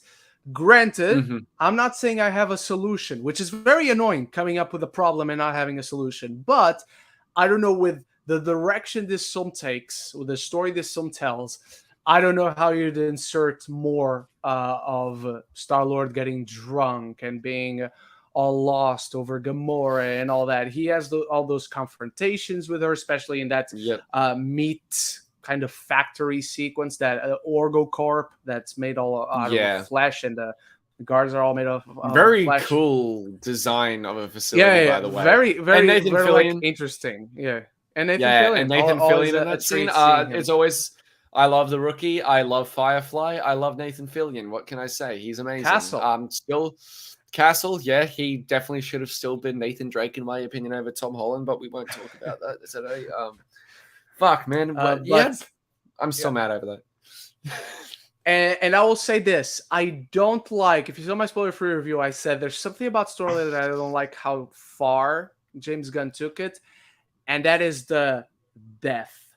I don't like how far he let it stretch out, because by that point, when Adam Warlock finally comes in and you have the creation of Adam, he should be dead. Like that's how, especially that's just how Yondu died. Like if he just survived, and he's not a Celestial anymore, so don't come at me with that. Oh, he could have survived because he's nope, not anymore. Not anymore. How did Yondu died and Star-Lord survived? It's a very Star-Lord thing when he gets back and he's like, oh, did that look cool? Like, that's a very Star-Lord thing. I just would have had Adam Warlock come in just a tad too sooner. And like Jico EP says, where was his helmet? I believe they break it in Guardians of the Galaxy 2, and that's why Yondu, and that's why only one of them can survive in that end. Mm-hmm. But to that I say, didn't he just build another one? Did he not like that helmet? Well, did he not think like in his Guardian adventures he would need to fly out in space with just his helmet at one point? Well, I have a slight solution for this scene that I think could have been more impactful. And considering everything we saw with Rocket it's almost as if he lost his best friend with Yondu in Guardians Volume 2. After everything we've seen Rocket go through in Guardians 3, Peter jumping into space, into the void, like Yondu did to save Peter in Volume 2, if we had a simple moment where Rocket said, no, not again, but we see Adam Warlock in the background, and it's almost like a sharp to blur on the forefront with Rocket, and then it focuses on Adam Warlock looking at him. That's the moment where he could, that one moment we were talking about earlier, with Adam Warlock, he looks down at Rocket and realizes what Rocket is thinking. And then immediately without thinking, it's like his body reacts on his own, Izuku Midoriya style, and goes and saves fucking Star-Lord right there as he jumps into space. Don't that would have throw worked. it on for too long. I feel like if that it just played out a little bit like that, Rocket realizing what's about to happen, history about to fucking repeat itself, as that's a running theme in Guardians 3, as a matter of fact, with history repeating itself. But this happening, the same thing with what happened to Yondu. We literally see Yondu say to Kraglin at one point, it doesn't come from here, boy. It comes from your heart. And it's like, with that, I would have expected a scene like that if that's the direction they were going. Granted, I loved seeing the makeup and the puffiness showing the physics and how space works on Peter. That was really fucking awesome. So I don't know why they didn't do that with Yondu, but I'm not going to fucking get into that. Well, he's an alien. Different physiologies, I guess. I guess you can get away with that, which makes sense. But when it comes to that, I feel like if it was just Rocket saying that, Adam Warlock looking at Rocket and then flying off to save Peter just that tad sooner, rather than drawing it out, as you said, I feel like it would have been a much more impactful scene and would have also granted Adam Warlock the rite of passage to be a new member of the Guardians and to redeem himself from everything earlier and the trouble he caused to the group against Rocket this entire fucking film from one fatal blow at the beginning of the movie. Yeah, I completely agree that fixes like two small nitpicky points with two distinct character moments. I would have like made Adam Warlock appear. Even I'm not even saying immediately, like let him start to freeze, but before even the puffiness comes in, that's when Adam Warlock comes in. Because by the time he starts puffing up, I'm like, oh, he's dead, he's gone, and I feel like he just slightly ever so cheated his own storytelling on that Gunn dead. Yeah, it felt like a convenience for the sake of plot. It felt like plot armor, which is a big thing. It felt a little bit like fake suspense. Let's create a little bit of fake suspense because everyone thinks one Guardian is going to die. This is the last moment where you can kind of fool the audience. So let's do this right now. And so I was like, okay, it's fine. Like, I don't want Star-Lord to die. Like, at this point, I'm like, it doesn't feel like this is a movie where any one of them should die. So I like that he goes back to Earth, and we'll talk about the post-credit scene in a bit. But the biggest issue for me is Gamora. I do not like the ending they give to Gamora. And I do No. understand what you were saying, Patrick, but within the context that this is the last time we see these Guardians, this is the last time we see Zoe Saldana's like recurring character as this character. I think she'll be back for Kang Dynasty, Secret Wars, either or both. Mm-hmm. But I felt unsatisfied. And I think this ending to this resolution to that character could have worked if her role had been more prominent, if her role wasn't so one note of we will never be together. I'm not the same Gamora. We will never be together. I'm not saying, oh, I don't even know your name and all that. Because to your point, to what you were trying to say of the idea of the will they, won't they, that's not how I read it in the film. To me, the inherent theme of the storyline between those two was the whole, can the person you love and the person that loves you fall back for you under different circumstances? So let's, like, in Quite terms of how possibly. we phrase it, let's not even say a different person. Like, it's the same person, but under these completely different circumstances, can you end up together? And I thought that was a much more interesting way to play it. And it would have leaned itself into the whole humanity and the imperfections of us individually and like what brings us together, what tears us apart. And by the end, there's a really good moment of Gamora saying, I bet we were fun, but I just didn't see enough of getting to Gamora saying that or that feeling final for them. It felt like a line that should have come from Peter in that moment. Yeah, saying we were fun. And she says, I bet we were. And they walk away. But throughout the film, like, forget about me feeling unsatisfying as a viewer. I didn't buy that the events of this film and coming to that moment, I didn't buy that Star-Lord, as we know him, as he is in this film, I didn't buy that he would accept that as, all right, I'm letting this go. Because even the I'm going back to Earth, it doesn't really, like, within the film itself, let's just, it doesn't say, oh, I'm going back to Earth, I'll never see you again, bye-bye. No, I'm going back to Earth, I'm going to resolve my shit, and I'll still come back for you. I'm still chasing you. The whole Peter going back to Earth thing also feels like a rushed way to tie the bow for his character, even though we know he's going to return. It literally says the legendary Star-Lord will return. I don't know if that's going to be in Kang Dynasty or Secret Wars. It's probably going to be at some point. Because it'd be weird for him to be on Earth, of all fucking places, and never come back to the MCU. Exactly. But the thing is, one, I don't believe Quill would fucking go back after fucking 40 years of being away from his family. He's found a new family, and not once since Guardians 1 has he even mentioned his old family before he was taken on Earth. He has never mentioned his grandfather, has never mentioned, and aside from ego and mentioning his mother, his grandfather and everything was never mentioned. It was just the tumor that was put in her brain. What I will say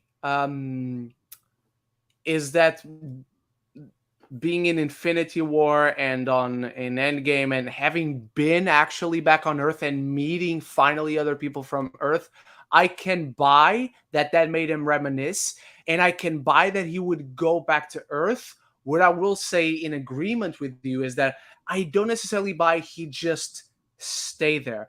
I bought the whole thing because from the beginning of the film, there's the sense of the emotional tiredness, the emotional exhaustion of these characters. But even being emotionally exhausted from this life that they lead, Peter Quill loves space too much. And you can grow up and you can still love the things that make you. Coming from the guy who still has Power Rangers in his room. Well, I literally have a Lego Millennium Falcon sitting on my fucking desk right now. That took me 14. I love that. That took me. Hang on. I'll show you just to make you jealous. If I don't break it, holy fuck, this took me like 18 hours to put because that's heavy. Be careful. I don't want you to break it because of me. That's a beauty. And it even I love it. Opens up and everything. Nice. That's really fucking It's very cool. dusty though. I need to clean that. Oh my god. Yeah. Yeah. I've also got a BB-8 that has the lighter come out. Oh shit. But yeah, I can buy the Star-Lord. I'm going to Earth because my grandfather, who is the last living person that was connected to my mother besides me, he's still alive. I want to get that connection. I think that connection will be good to me. I can buy that. I don't think I buy that. He would stay. I buy that wouldn't he's stay. staying. Exactly. Like he'd stay in nowhere. Like- He'd go out to an outpost. Like he'd take his grandfather to fucking space. I believe Well, that's that what I more. was thinking. That would be beautiful. I feel like that should have been the mid-credit scene. Not them, like, granted, it was funny, them sitting on the front porch and he's like, you got these chores to do with mowing the lawn and doing the gardening and all that sort of stuff. That was hilarious. I thought that was really funny because he lost 40 years with his grandson. So that feels natural for him to say. But it could have been like a Donna Noble and what's his fucking name? Her grandfather in Doctor Who, where eventually... Wilf. That's it, Wilf. Taking him on a journey in space on the TARDIS, he could have taken his grandfather to see fucking nowhere or to take him across the galaxy and take him to Titan. You know the blip that happened? This is where I got bleeped away while fighting the Great Titan. Yeah, I was in that battle, you know. Like that feels like it's such a Star-Lord take him to this debris of a planet that exploded and say, "This was my dad." Exactly. Like you've always wanted to meet my father. Always wondered who your daughter got impregnated by. This prick right here. What do you mean? Oh, by the way, his grandfather in the name, his grandfather in the movie is named Jason Quill, which is a reference to the comics. Peter Quill's dad in the comics is actually just son of Thorax. He's the king of a planet because in the comics, Ego is not Star-Lord's dad. Just son. I also want to mention, I looked it up. I don't know where the fuck Peter's helmet was. I don't know where it was. Yeah, Peter's helmet exactly, because Gico brought it up. He had it in Infinity War and Endgame. He had it in Infinity War, but was blipped away with him. But he had it in Endgame. The last known record here was the helmet was brought back after Star-Lord was resurrected by the Hulk. It was worn by Quill during the Battle of Earth. The only other thing is the alternate version, which is where it's used by T'Challa in, what is it? What If? Yeah. But I'm sitting here going, so where the fuck was his helmet here? Couldn't he have just worn that when he jumped into the void? And then it feels like a convenience for him not to have it this entire fucking movie. Even if he just had a little exactly thing. Why it's a problem. It's exactly why you could have just had a simple thing where Peter at one point goes to hit his neck to like have the helmet come on. It's like, fuck, I left it on nowhere, but we have no time to go back now. We need to save Rocket. Something as simple as that. Yeah. Could have solved that problem. And you could have even used that as a result of his constant drunkenness. He forgot his helmet to come on this mission. Exactly. Tie it all together. Exactly. Like that would have been fine. Like, but that's exactly why it's a problem, because there is a very easy throwaway solution. It's a throwaway solution. Don't get me wrong. It's a throwaway fucking line or moment that literally leads to nothing aside from a convenience later on in the movie, but it would make it way more believable than it is, considering it's not broken like it was after he was taken prisoner by the Nova Corps and everything and had to repair it. Because he did have to repair it at one point. We know this. But it is still in commission. It's not out of commission. It's not broken. He hasn't fucking lost it. No. He had it in Endgame. So that's exactly why it's an issue. That's the thing. Yeah. Go. I was just going to say, that's the thing with Guardians 3. There are just these little nitpicky issues that could have been looked at in like one more read over of the final draft and been like, let's implement this. Let's just switch this around slightly. Like the whole Peter Quill jumping into space or the void, into the vacuum of space scene and having Adam Warlock save him with this in mind and all that with Rocket. Just these slight little alterations that could have made it basically perfect. Yep, I 100% agree. That's the most frustrating thing about this movie, in my opinion. Yeah. Before we move on to the mid and post-credit scene, let me just bring one more point up about Gamora. Okay. how was that conversation with the Ravagers? She just joins them and they're like, "Oh, why are you leaving the Guardians?" What do you mean the Guardians? You know, the Guardians, the guys who were, you know, your friend, my friend. I don't know who the Guardians are. I want to see that. I want to see that as a short film. Like, how did that happen? Or even like a TV show, Gamora and the Ravengers or some shit. Like, give me a Disney Plus series on that. That would genuinely be cool. Yeah, and not only that, I highly doubt the Ravengers even after that, even after they accept this as a different version of Gamora. I highly fucking doubt, knowing that she is the alternate universe version of the Mad Titan, would take her on board willy-nilly. I highly fucking doubt it. Yeah, I agree. They'd be terrified of her. They wouldn't be welcoming her Sylvester Stallone going, "Oh, you back home." Like, what the fuck? Yeah. As for the mid and post-credit scene, particularly the last one, there's not much to talk about. The only thing that's more interesting about it is the newspaper has an interview with Kevin Bacon talking about his kidnapping, being taken by aliens. I thought that's really cool. And obviously you got the legendary Star-Lord will return. It's Kang Dynasty. It's Secret Wars. And maybe he'll end up with Gamora by then. We'll see. I'm just being hopeful. Get hitched. I'm a hopeless romantic. Get hitched. Yeah, get hitched. I love romance. I'm a big romantic. Yeah. Literally have them with the helmets getting married and everything while in the vacuum of space to honor Yondu. Yeah, exactly. And as for the first mid-credit scene, I'm a big fan of this new lineup because it feels ragtaggy. And that's exactly how the Guardians feels Western almost. Feels Western. It almost I felt love like Western. the location. I love Groot's new look, Goliath Groot. I love it. Yes. Let's talk about Kaiju Groot, because we see Kaiju Groot in the middle of the film for one moment when they arrive in Counter-Earth. But I love Goliath Groot. I love this look. Adam Warlock as well. All the spiffy new outfits, Rocket leading up, like talking about their favorite like songs on the Zune, on the playlist. Let's talk about the kid who Patrick. Yeah. Let's talk about the kid who Patrick doesn't know who it is. No. This is Phyla Vel.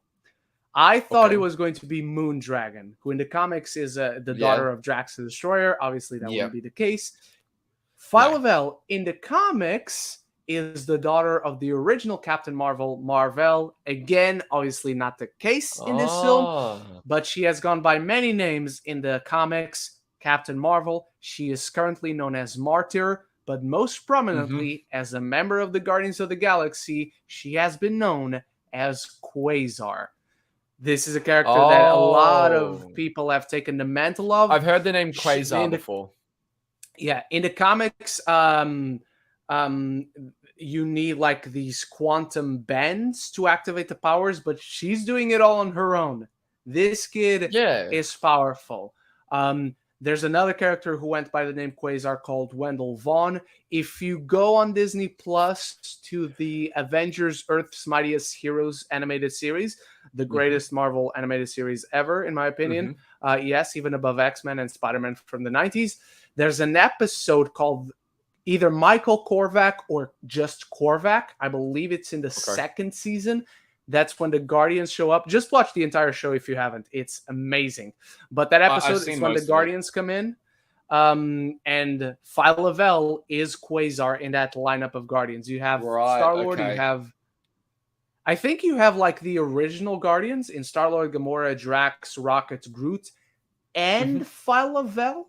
And that's it, I believe. I don't think there's anyone else. With what you just said with those bands and everything as well, and what they've done with Miss Marvel in Miss Marvel and everything with her bands, do you think we could get a proper Phyla Vel introduction in the Marvels coming out later this year? We could. The High Evolutionary clearly was all over space in several galaxies. So I think that would be interesting. Because if I'm not mistaken, the villain in the Marvels is using. I think so, but the villain in the Marvels is using Ronan the Accuser's like hammer thing. Yeah, which that movie looks great, by the way. I actually liked Captain Marvel. I'm one of those people who really like Captain Marvel. The movie looks great. I love the tone. I love the camaraderie. It looks very different, and I love the look of what Nia DaCosta has been doing. I just need to put that out there. I'm excited. And we're getting 2 Marvel cosmic movies, one after the other. I'm a big fan of that. Yeah. When do you think technically, these I guess you could count Quantumania as kind of cosmic. When do you think this version of the new group of Guardians, this new ragtag team, will turn up for the first time? Because I think they're going to turn up before Kang Dynasty, and Secret Wars. But the thing is, when with this new team, I feel like before, because they're obviously going to come back for Kang Dynasty and Secret Wars. Yeah. But as they should. I feel like we need an introduction for this group, this new group, properly before Kang Dynasty and Secret Wars. I have a feeling it won't be a movie, but a TV show than anything else. I think they will do maybe. That's what I was thinking. That Secret Invasion. There might be one episode with these new ones, and Nick Fury dealing with something as cosmic as fucking Adam Warlock now, just being like, you know what the fuck? Like, I feel like that would be perfect, because Nick Fury, if I'm not mistaken, never interacted with the Guardians in Infinity War or Endgame. No, he didn't. Yeah. So I feel like introducing them this way into the MCU moving forward, and then maybe getting a show after Blade or after Daredevil could be very interesting going forward before Kang Dynasty and Secret Wars. I have this feeling that they will come back beforehand, because we've been introduced to them in the mid-credits scene, don't get me wrong, and I love the new group. I thought it's great. But I feel like we need another introduction and another show or movie with them beforehand, because otherwise it'll feel like they're just slapped in with no development as a group, like what and it will be completely opposite of what we had for the Guardians before Infinity War. I feel like we needed Guardians 1 and 2, both of those movies before Infinity War, but I think we only need one project before Kang Dynasty and Secret Wars for this group, because we already know Cosmo, we already know Rocket, we already know Nebula, we already know Groot. Yeah, it's fucking, a new version of Groot, obviously, but I feel like just for these newer characters, we need a little bit of something. Yeah, there's only 2 more new characters, being Phyla Vell and Adam Warlock. We already obviously know Kraglin as well, but I feel like we need to get a sense of that camaraderie beforehand. Yeah. Well, I honestly, with what we know is coming, like in the schedule, I just don't know where they would show up besides a Marvels, and again, that would probably be a mid or post-credit scene, or a Secret Invasion. And even that, it includes Skrulls, but just from the look of the trailer, just judging from that, it feels so grounded that I don't know how they would espionage almost. Yeah, I mean, look, for all we know, Kang Dynasty, the new Guardians are the main characters. In Infinity War, Doctor Strange and Iron Man and Thor were the main characters, and then in Endgame, Iron Man was again a main character, but Captain America and essentially Captain America, Black Widow, Hawkeye, and everything. Black Widow. Which, by the way, how upsetting is it to realize that the original 6, I only realized it today. The original 6 last interaction with each other and fight together was in Age of Ultron over fucking 8 years ago. Yeah, I know. I'm sorry, I just had to remind you of that. I know. I just know how had it to point hits that out. The heart, it makes me sad. Feels. It makes me sad because I actually am a big fan of Age of Ultron. I like that movie. I do.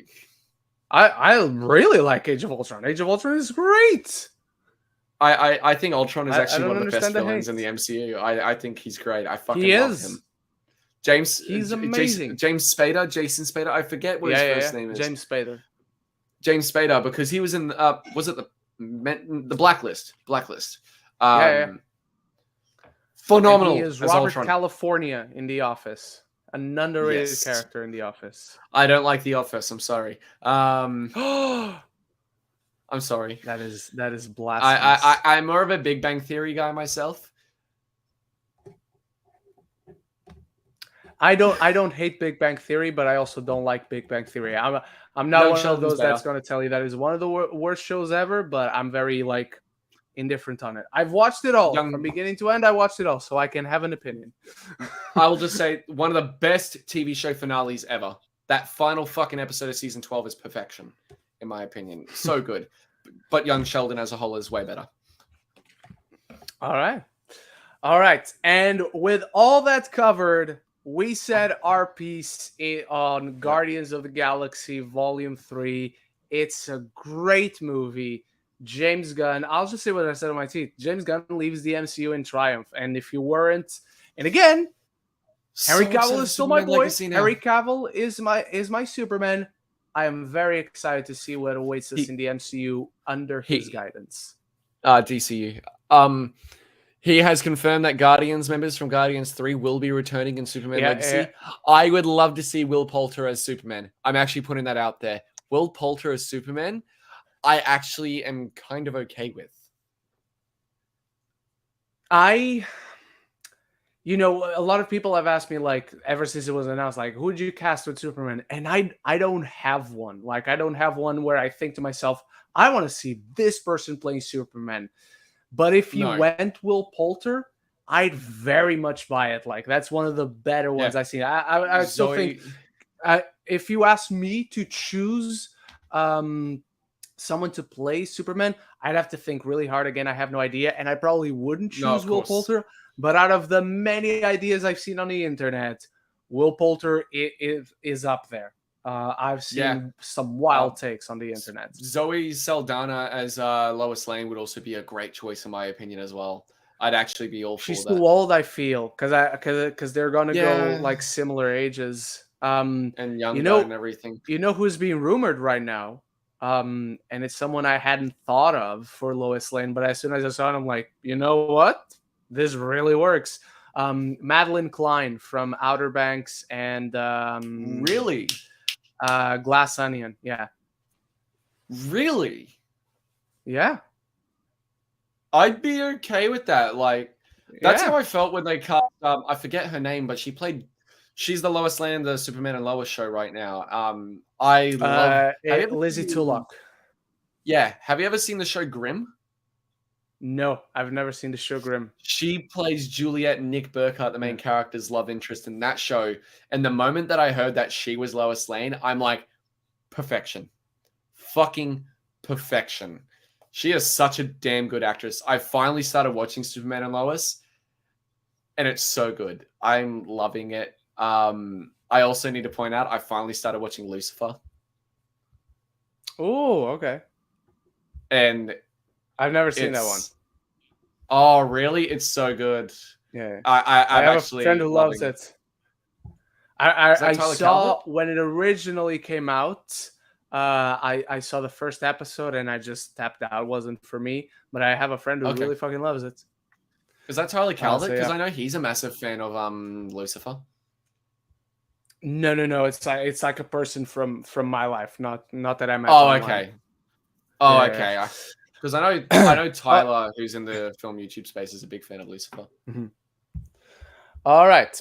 Let's go into your questions. We don't have many, so this is really the last section of the show. And thank you for everyone who put in questions. Let me just go to the community tab, because for some reason Chrome isn't updating the link on a search tab. So if I refresh the page, it just throws me back to YouTube. All right, Andrew Seif, do you think we will get Guardians of the Galaxy 4? And if so, do you think it will be the exact same team we saw in the mid-credit scene? So right now, I would say yes. Like, I see no reason why you would change that team. If anything, I can see Kraglin out. Not because, my brother is not a Marvel anymore, so I'm not working in Marvel. No, not because of that, but his brother is going to put him in a lot of DC things. So schedules might collide, and so you just write into the script of Guardians of the Galaxy 4, Kraglin doesn't go on every mission. He also stays in nowhere to help Nebula and all that. Yeah. And so that's all. But right now, at least with the information we know, having just seen the film, all that, 100%, I see the lineup being exactly that.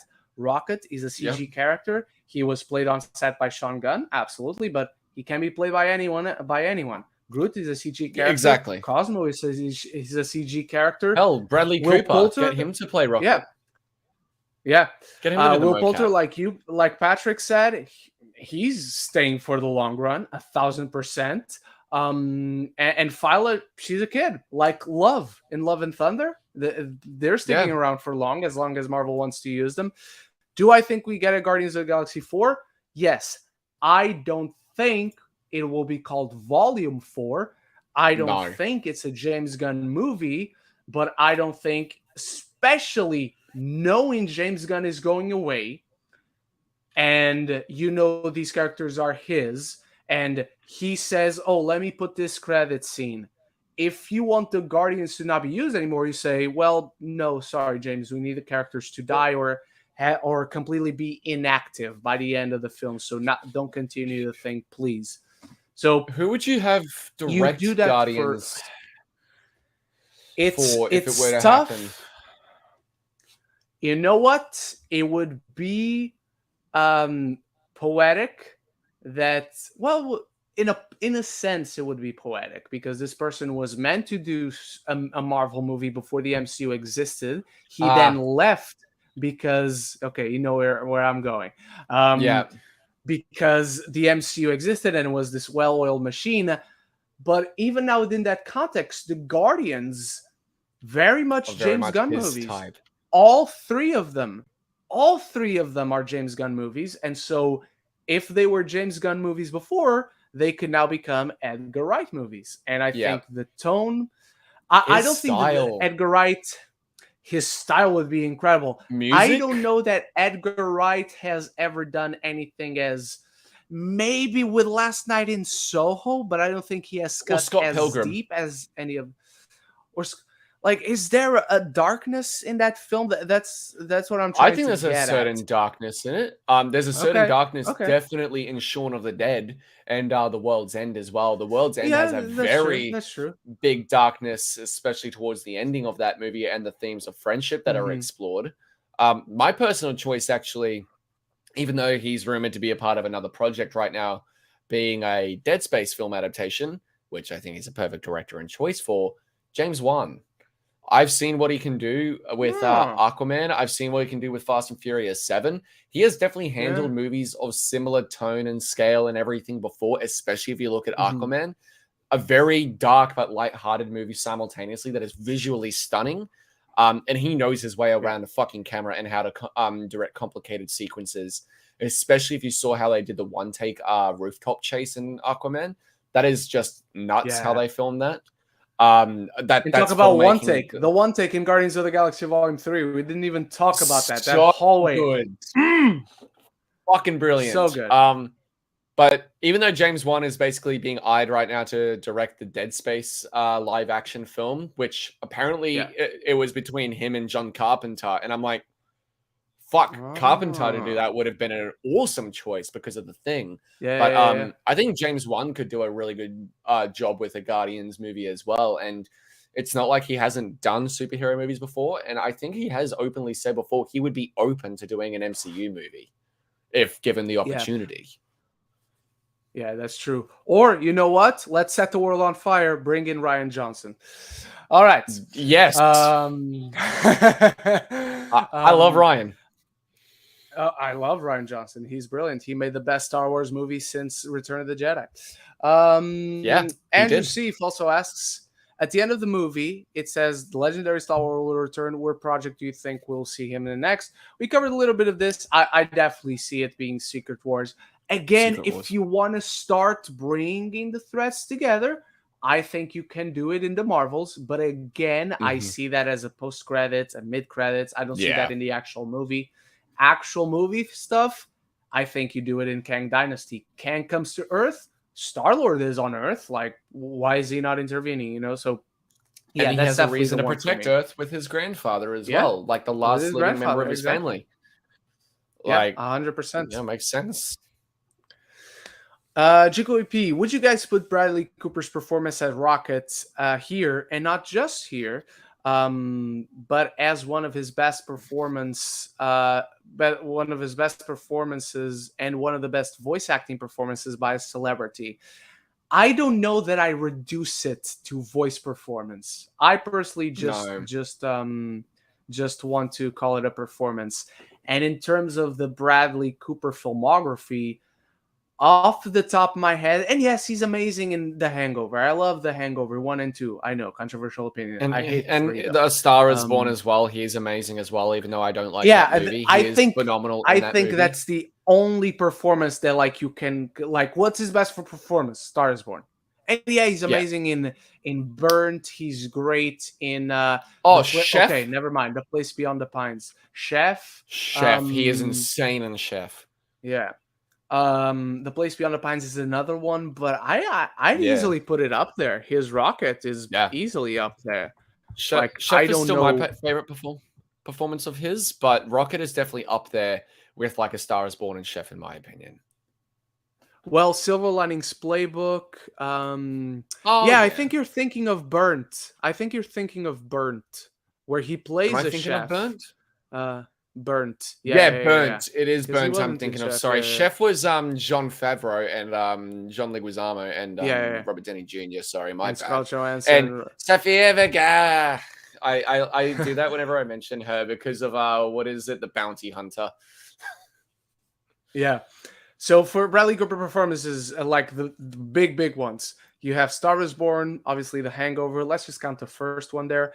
I think you can argue American Sniper. I would put Rocket over that, honestly. I don't know how unpopular that is. I would too. Silver Linings Playbook is up there. I would put Silver Linings Playbook over Star is Born. Nightmare Alley is great. Criminally underrated. He's really good.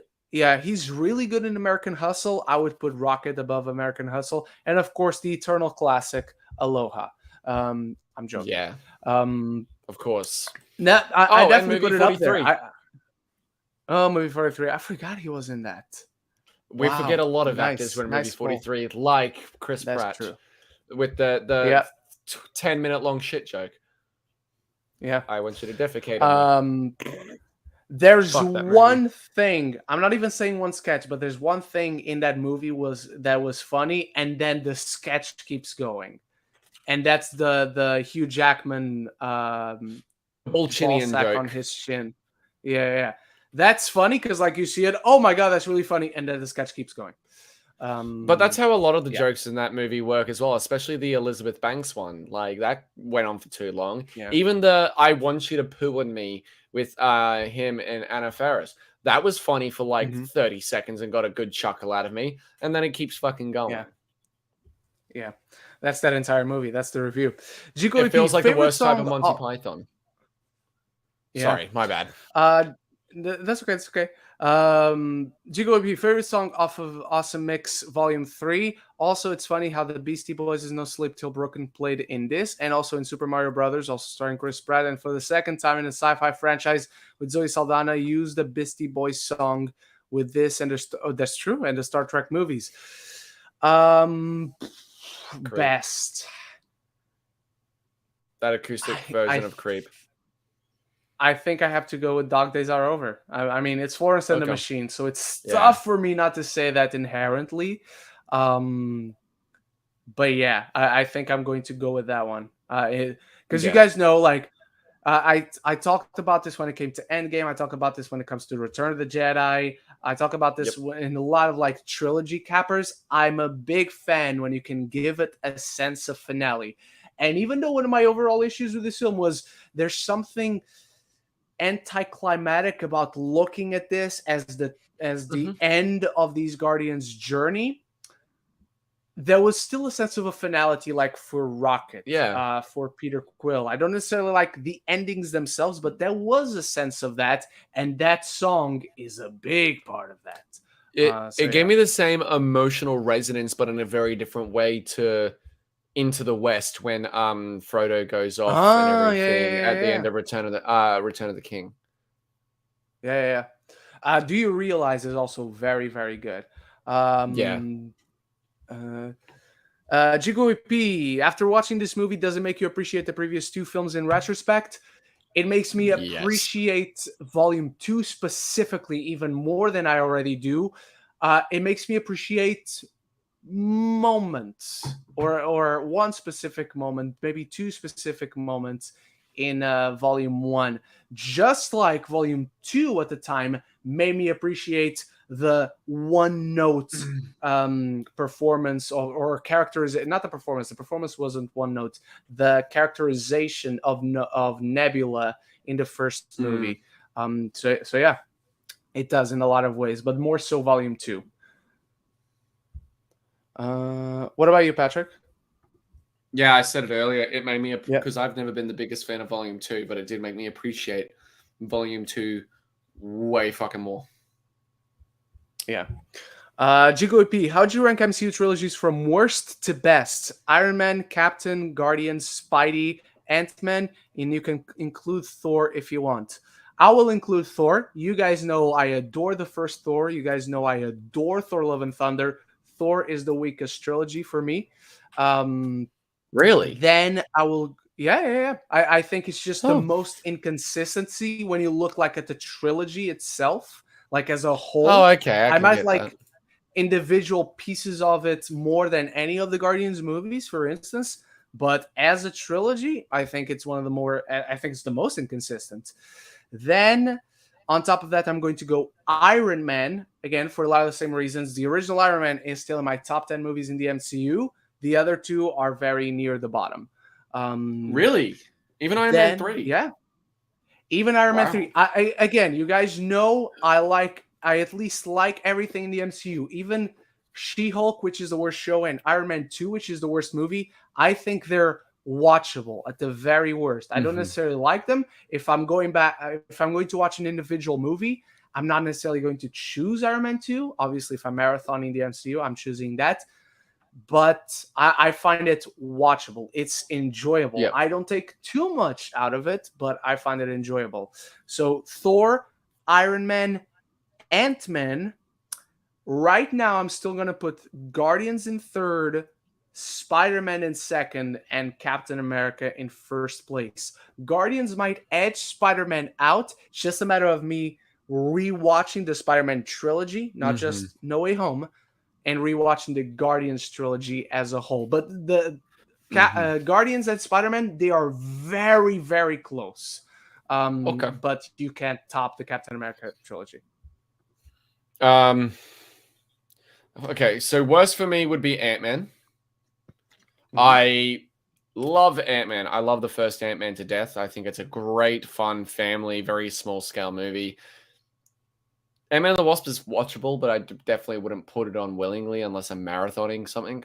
And then I just flat out don't like Quantumania. That's like in my bottom 5 personally. MCU films. I'd probably put Thor next because the only Thor movie I like is Ragnarok, but I think Ragnarok is a better movie than the first Ant-Man. So I'd have to say Thor trilogy over that one, but unfortunately, yep. Then Spider-Man. Okay. I don't like the first 2 Spider-Man movies. I don't like Homecoming. I don't like. Well, I like elements of Homecoming. I really don't like Far From Home. I think elements of Homecoming are fine and it's perfectly watchable. I refuse to watch Far From Home personally. I don't find that a very pleasant movie to watch. I just think it has so many glaring narrative issues that are very frustrating to sit through. The arc for Peter is nice, but everything else just feels like a mess, in my opinion.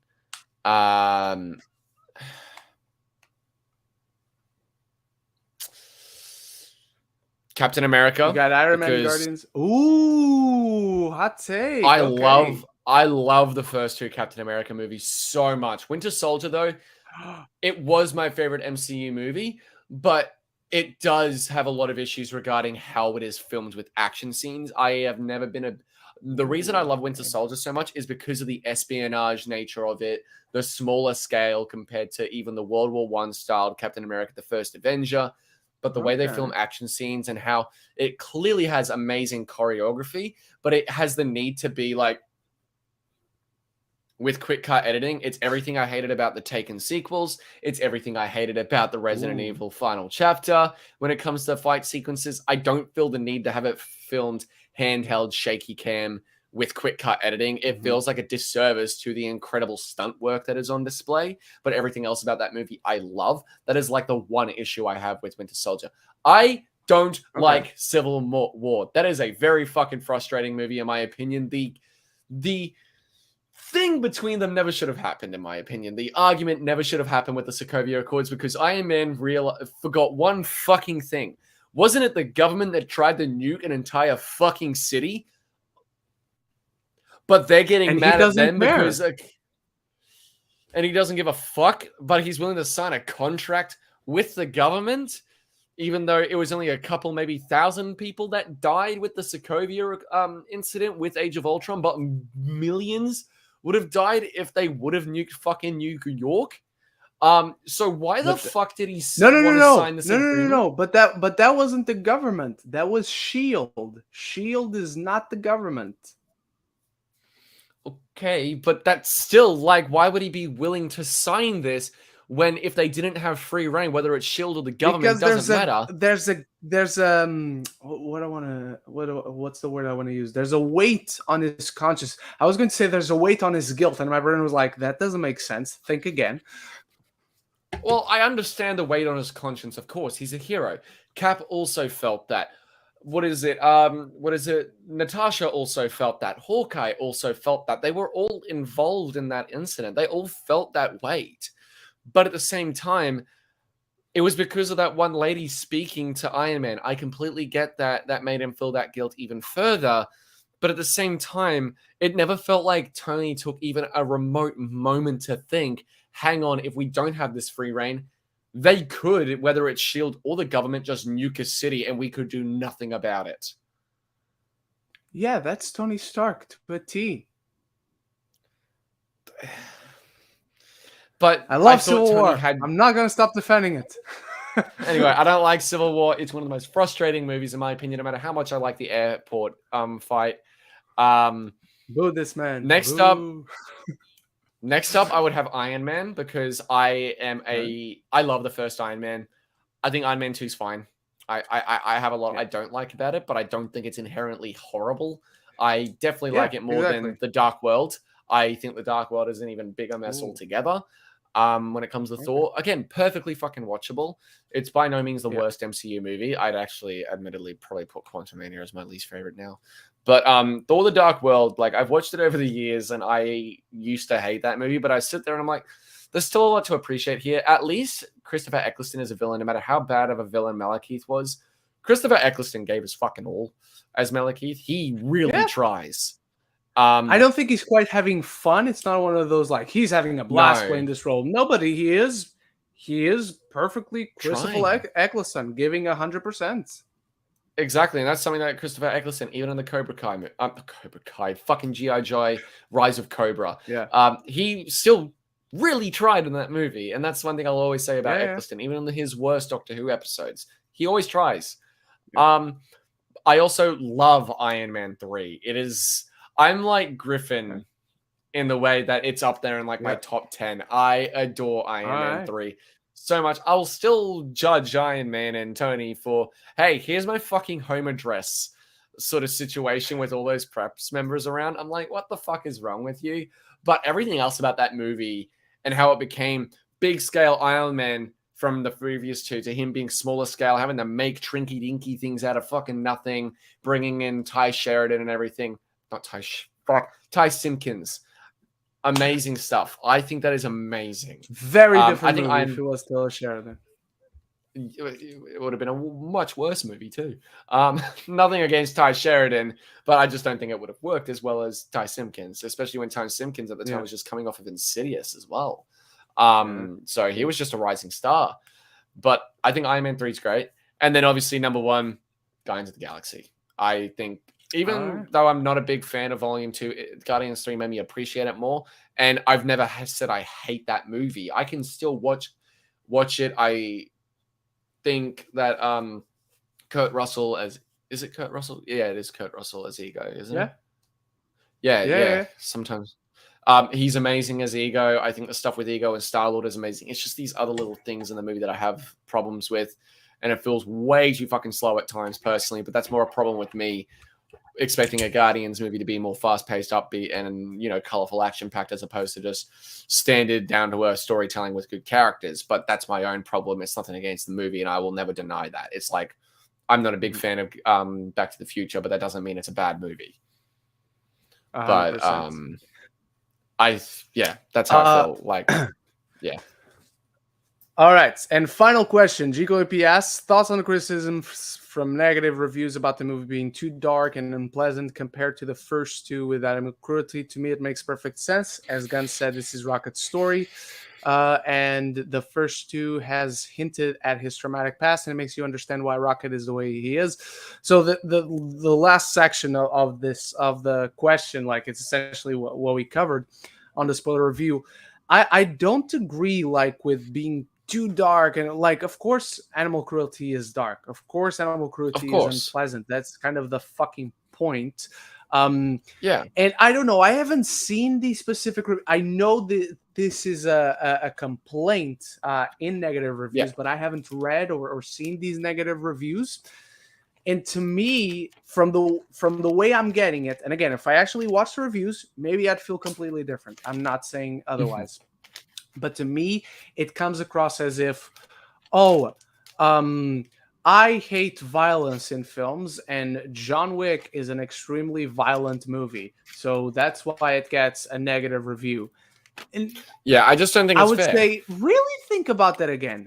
Think about that again. Oh, it's dark because of animal cruelty. It's unpleasant because of animal cruelty. Well, good. It shouldn't be pleasant because of animal cruelty. Yeah, I don't think it's fair. I don't think it's balanced, and I don't think that's the barometer at which you judge the quality of a film.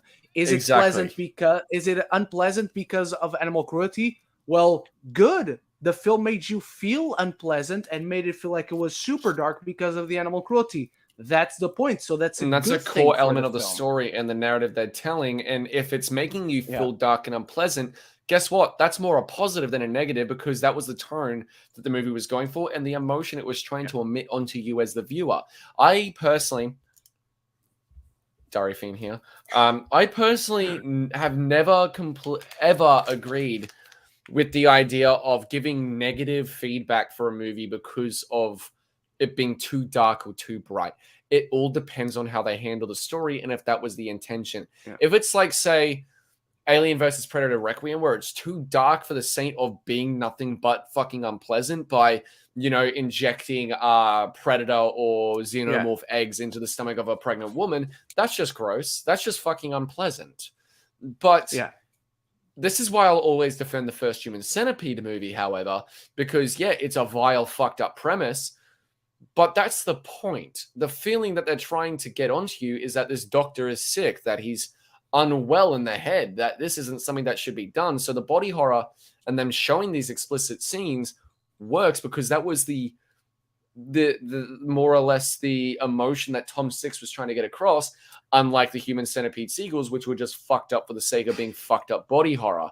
But if the movie still has good storytelling, good acting, beautiful cinematography, and is a grand fucking spectacle on the technical aspects as well, and that was the emotion they were trying to emit onto you as the audience, I don't see a need to bash the movie or to give it negative feedback because of a tone you personally don't like.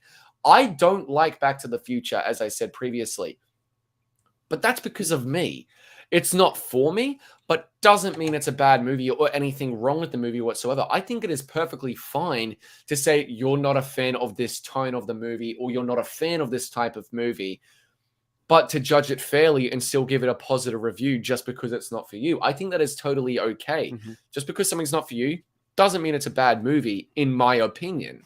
There are plenty of fucking movies out there that are chick flicks. Pitch Perfect's not for me. I'm not going to blatantly bash Pitch fucking Perfect because of that. That's unfair to the filmmakers and the team that worked on it, in my opinion. That's just wrong, in my opinion. So I don't agree with those sorts of criticisms at all. I think, and I said it in my review, I pointed out not as a negative thing. I actually pointed out as a good thing because it works in favor of what the emotion that the movie is trying to elicit. I think it's important to, like, at the very least, point it out as an observation. Yeah. And maybe that's what I should have done. Like, this movie is dark. This film goes to places, and there's a lot of animal cruelty. I said in my review, I think there should be a warning like animal cruelty in this We film. had one. But I We don't had think one. that's... Oh, you do? We didn't. At I mean, our I went theater, to the press we had a screening. I warning didn't saying there are notice. depictions of animal cruelty that might disturb some Okay. audiences, as well as flashing strobe lights that might cause discomfort or, schizophrenia or epileptic fits. We actually had a warning for both the flashing lights and the animal cruelty that is displayed in the movie. So maybe depending on where you are or where you go, there is that warning. We had that warning at the theater I went to. That is cool. Yeah, that's cool, man. I need think to more notice movies need to do that the next time, like the Incredibles had in that strobe lighting sequence. The Incredibles 2, that is. So yeah.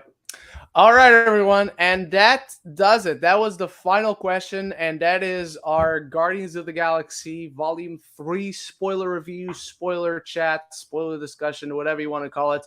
I apologize, I didn't have time to record a proper traditional, per se, review of it, spoiler review, but I'm glad I did this on a Sunday, fresh out of the movie. I'm glad Patrick was able to join me. I expected more people to join us, but alas, couldn't be done. But thank you so much for watching.